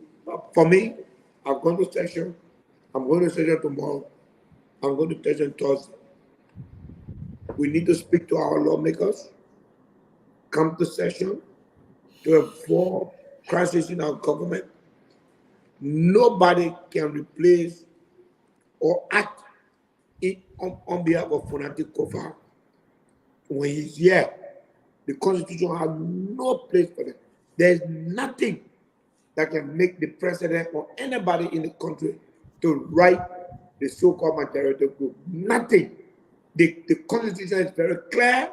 The Speaker is the presiding officer, and the Constitution says the Deputy Speaker is there to act when the Speaker is absent, ill, incapacitated, or removed. Until any of this happens, as prescribed by the Constitution, you have the Speaker. Thank you, Honorable. I hope you come back tomorrow after section. We really want to know what happened there. So you the only one. I'll come. You the only one can provide us factual information about what happened. Going tomorrow, maybe we'll break the king. Okay. But who knows? I mean, this week is what I know right now is that everybody wants to break each other before we go before the Supreme Court on Tuesday. Okay. So as we stand, massive intensity on both sides. And I think that I can't say more than that. Mr. Bealded, quickly before you go, what you think going to be the outcome? You think the Speaker will survive or going to, from your political perspective? The Speaker will survive. Yeah. Look, Chief, the Speaker will not resign. And because the Speaker will not resign, the method our colleagues are taking will not be allowed to prevail. If the government was, I'm telling you now, if the government was shut down, let it shut down. Guess what? Those who want to shut the government down, that are government. I ain't vote for United Party. The people who voted for United Party, they don't want to shut their own government down. We want to keep the government going. They want to shut. We'll help them to do it. But we will not allow people to bully or to change, to violate the Constitution. Never. That's not going to happen. Thank you, Chairman. So we look forward to talking to you tomorrow. Johnny, then also have a good night with your family. Greetings to them as well. And then, but one thing, our reporter is saying that you need to have access to that building. So you need to grant him access. The reporter, the guy from what building? Something, the Capitol building. Let me come to my office tomorrow. Okay, I'll send you a message. Samson, his name Samson. All right, okay. All right, brother, Mr. Chairman. Thank you, Johnny. You are closing. Yeah. Okay. So let me say, I wish the legislature and the lower house well in their political struggle. Okay, I know clearly that place is a political house, and I hope that they can, discuss their issues and get on course to do like bring people work.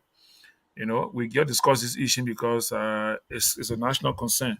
And Tomalin highlighted a message. Normally, I don't like to do that because I want to respect our viewers. But let me just let Kuyate know that the City Community Road that at one point was like Grand Jallah Highway, where visitors could not pass through, had to be worked on by me and my colleagues around here. We had to find some other right to build the road.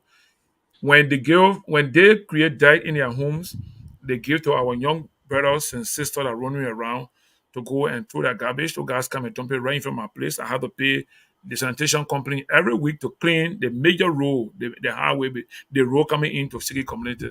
So I don't have to go from home to home to do people things for them, but within my own community, what I can do, I do that to help the community to keep the place hygienic for everyone. So let me say thank you, Tomalin, thank you, Peabody, thank you, everybody, for listening to the audience. And let me just close by saying that the story I gave was not about having passion or sympathy for me. I get on to say this is how I got to know my country through this project, these works I did, and give me a fair appreciation of what the country looked like. And I hope that we can do something to improve the country. Today's story came about a whole community of 1,000 people now are drinking from the creek because the single pump behind that town has spoiled and is spoiled. It cannot get them safe drinking water. Now, just today I got a call from the village, a town in Lofa, that I need to help them to buy some material to repair the pump because the entire town is going back to the creek.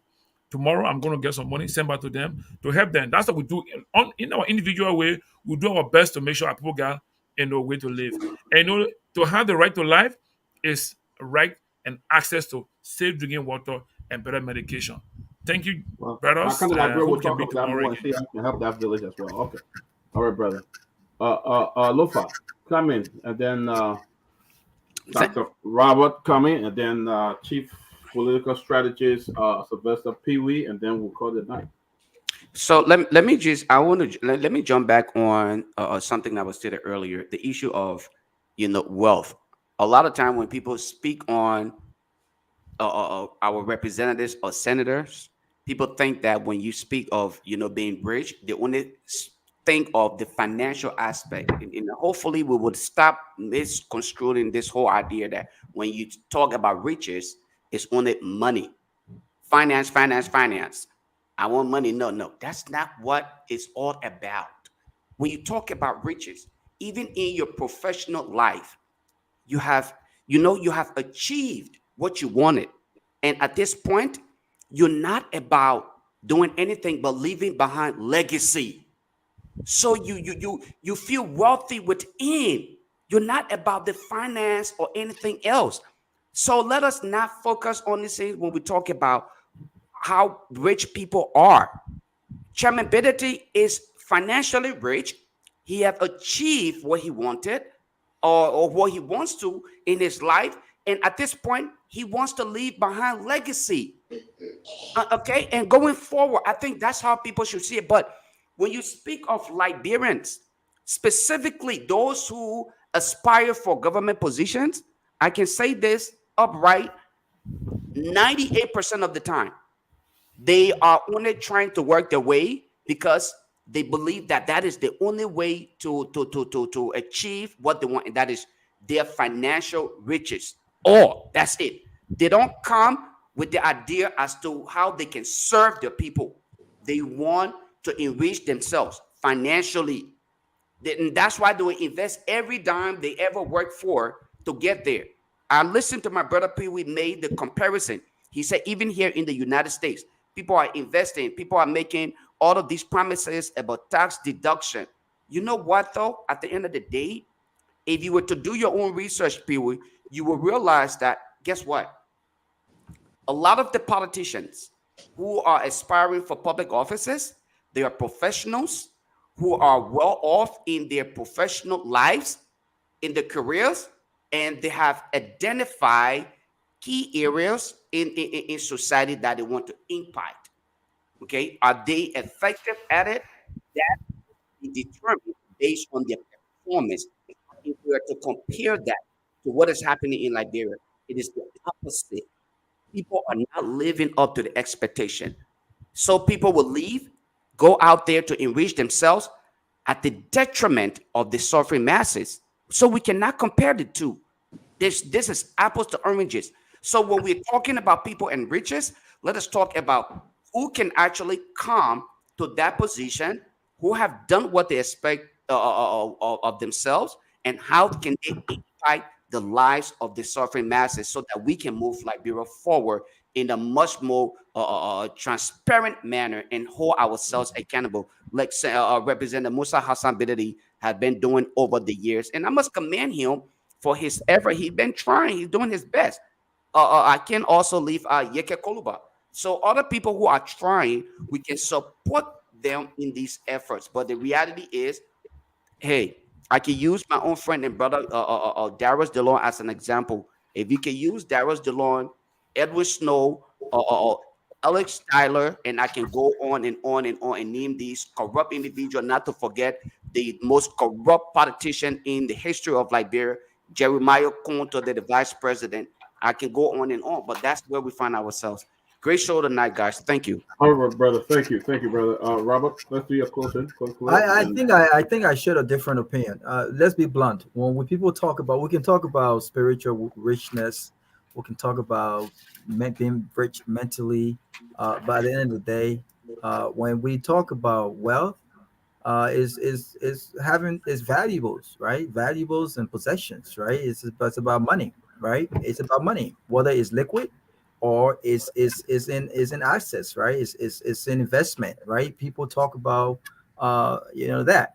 So I would agree that you don't necessarily, and I stated this earlier, you don't necessarily have to be rich in the sense of Bill Gates, for instance. You don't have to be rich like Donald Trump. You don't have to be rich like some of the richest people we have in the world, right? But it's very relative, right? You can be comfortable. And at the end of my career, after I've worked hard, I don't have to necessarily have $1 million in my bank to be considered as being rich, but I can be comfortable. Comfortable means that I can hold my integrity and I don't have to be compromised for financial gain at the detriment of folks who expect me to do the right thing. Right now, when you put a guy who's struggling, a guy who cannot afford the next meal, a guy who has no savings, a guy who has never earned anything in his life, if you put him in a position, I'm not saying people who are poor don't have integrity, people do. But when people are in circumstances where it requires money for them to do certain things, they're more likely to be compromised than folks who might not need it, right? And so at the end of the day, I think it's important for us to hire people, one, based on their qualifications, but their qualifications would say a whole lot about what they've done in the private sector. And I don't know anyone who would not be comfortable financially. I'm not going to use the word rich, who would not be comfortable financially or who have not lived a certain lifestyle, given the kind of work they've put in the private sector. Johnny just made a great example. Johnny may not be rich in the sense of being a multi-millionaire or rich as Alice Cummings, but he's comfortable. He lives in a nice apartment. He has a little car that takes him from point A to point B. He's far better off than some of the Zogo on the street. But at the end of the day, I think what has killed us in our country is the fact that we have elected very poor people, very struggling people, and people who are easily corrupt. And they've proved that. They've proved that. These guys have never lived any lifestyle up until the time they got elected. And we've seen that happen. And so our country, we must change our mindset. We must change the way we think, and we must be patriots. It's not about our sentiments. It's not about how we think about a certain person. It's not about anything, but it's about us loving our country and ensuring that whatever we want, whatever direction we want our country to be in, ensuring that we can collectively go in that direction and not self-aggrandizement. But it's been a great show. Thank you. Sylvester.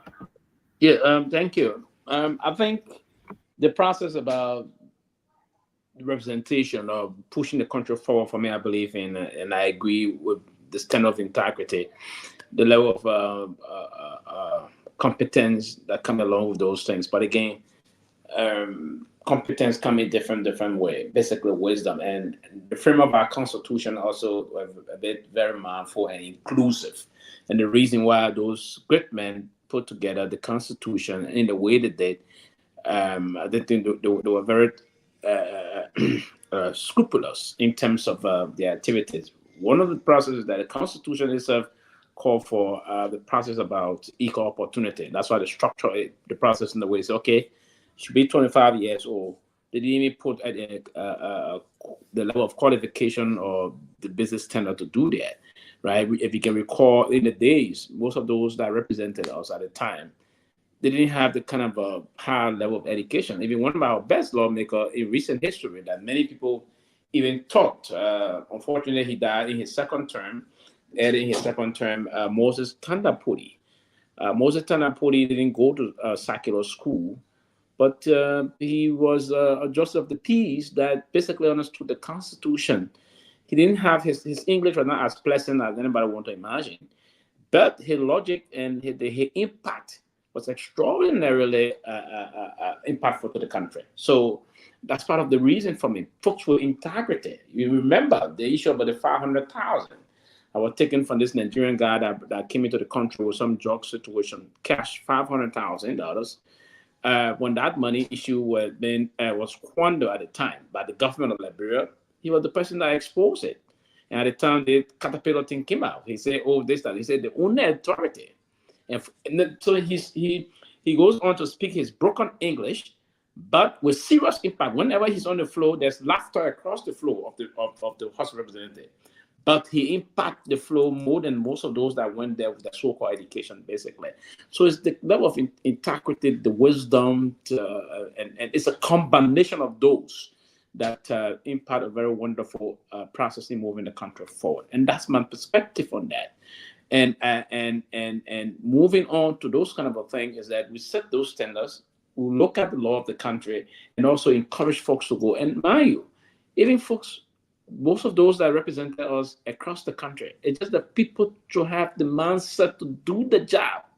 If you got the mindset to do the job and represent the folks, all of our lawmakers do go back to their various constituents. They do see the conditions, the appalling condition folks live in, the dilapidated condition folks live in, how destitute our folks are across the 43,000 square miles of our country.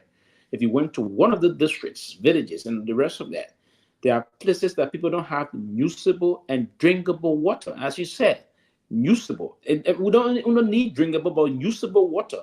And drinkable water is very paramount towards folks moving forward. So I will take this very importantly so that we push the country moving forward, that the democracy will be set.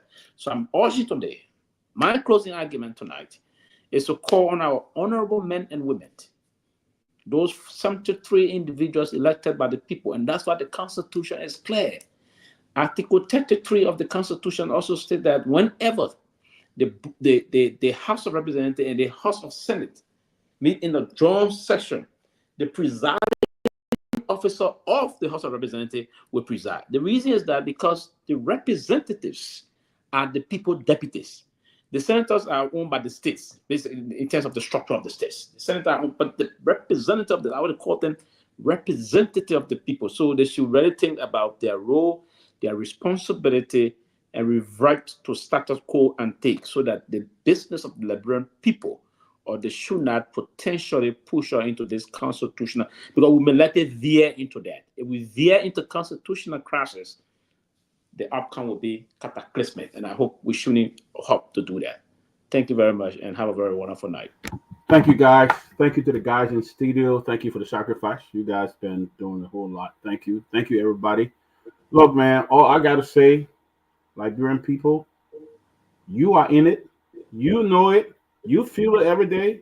If you want to sit back and let these people take bribe to move your speaker and shut down your government, then you sit back. You better find a way to get in the street there and convince the people to put light back in this government. President Buckeye, stop being retired president. Come out of that retirement and speak on the crisis so that Liberian people can know there is a leader somewhere who is in control. Guys, it's been a good night. Have a good night, guys. We'll see you guys again tomorrow. All right. Bye-bye. Harry, guys in studio, come up and take control. Thank you.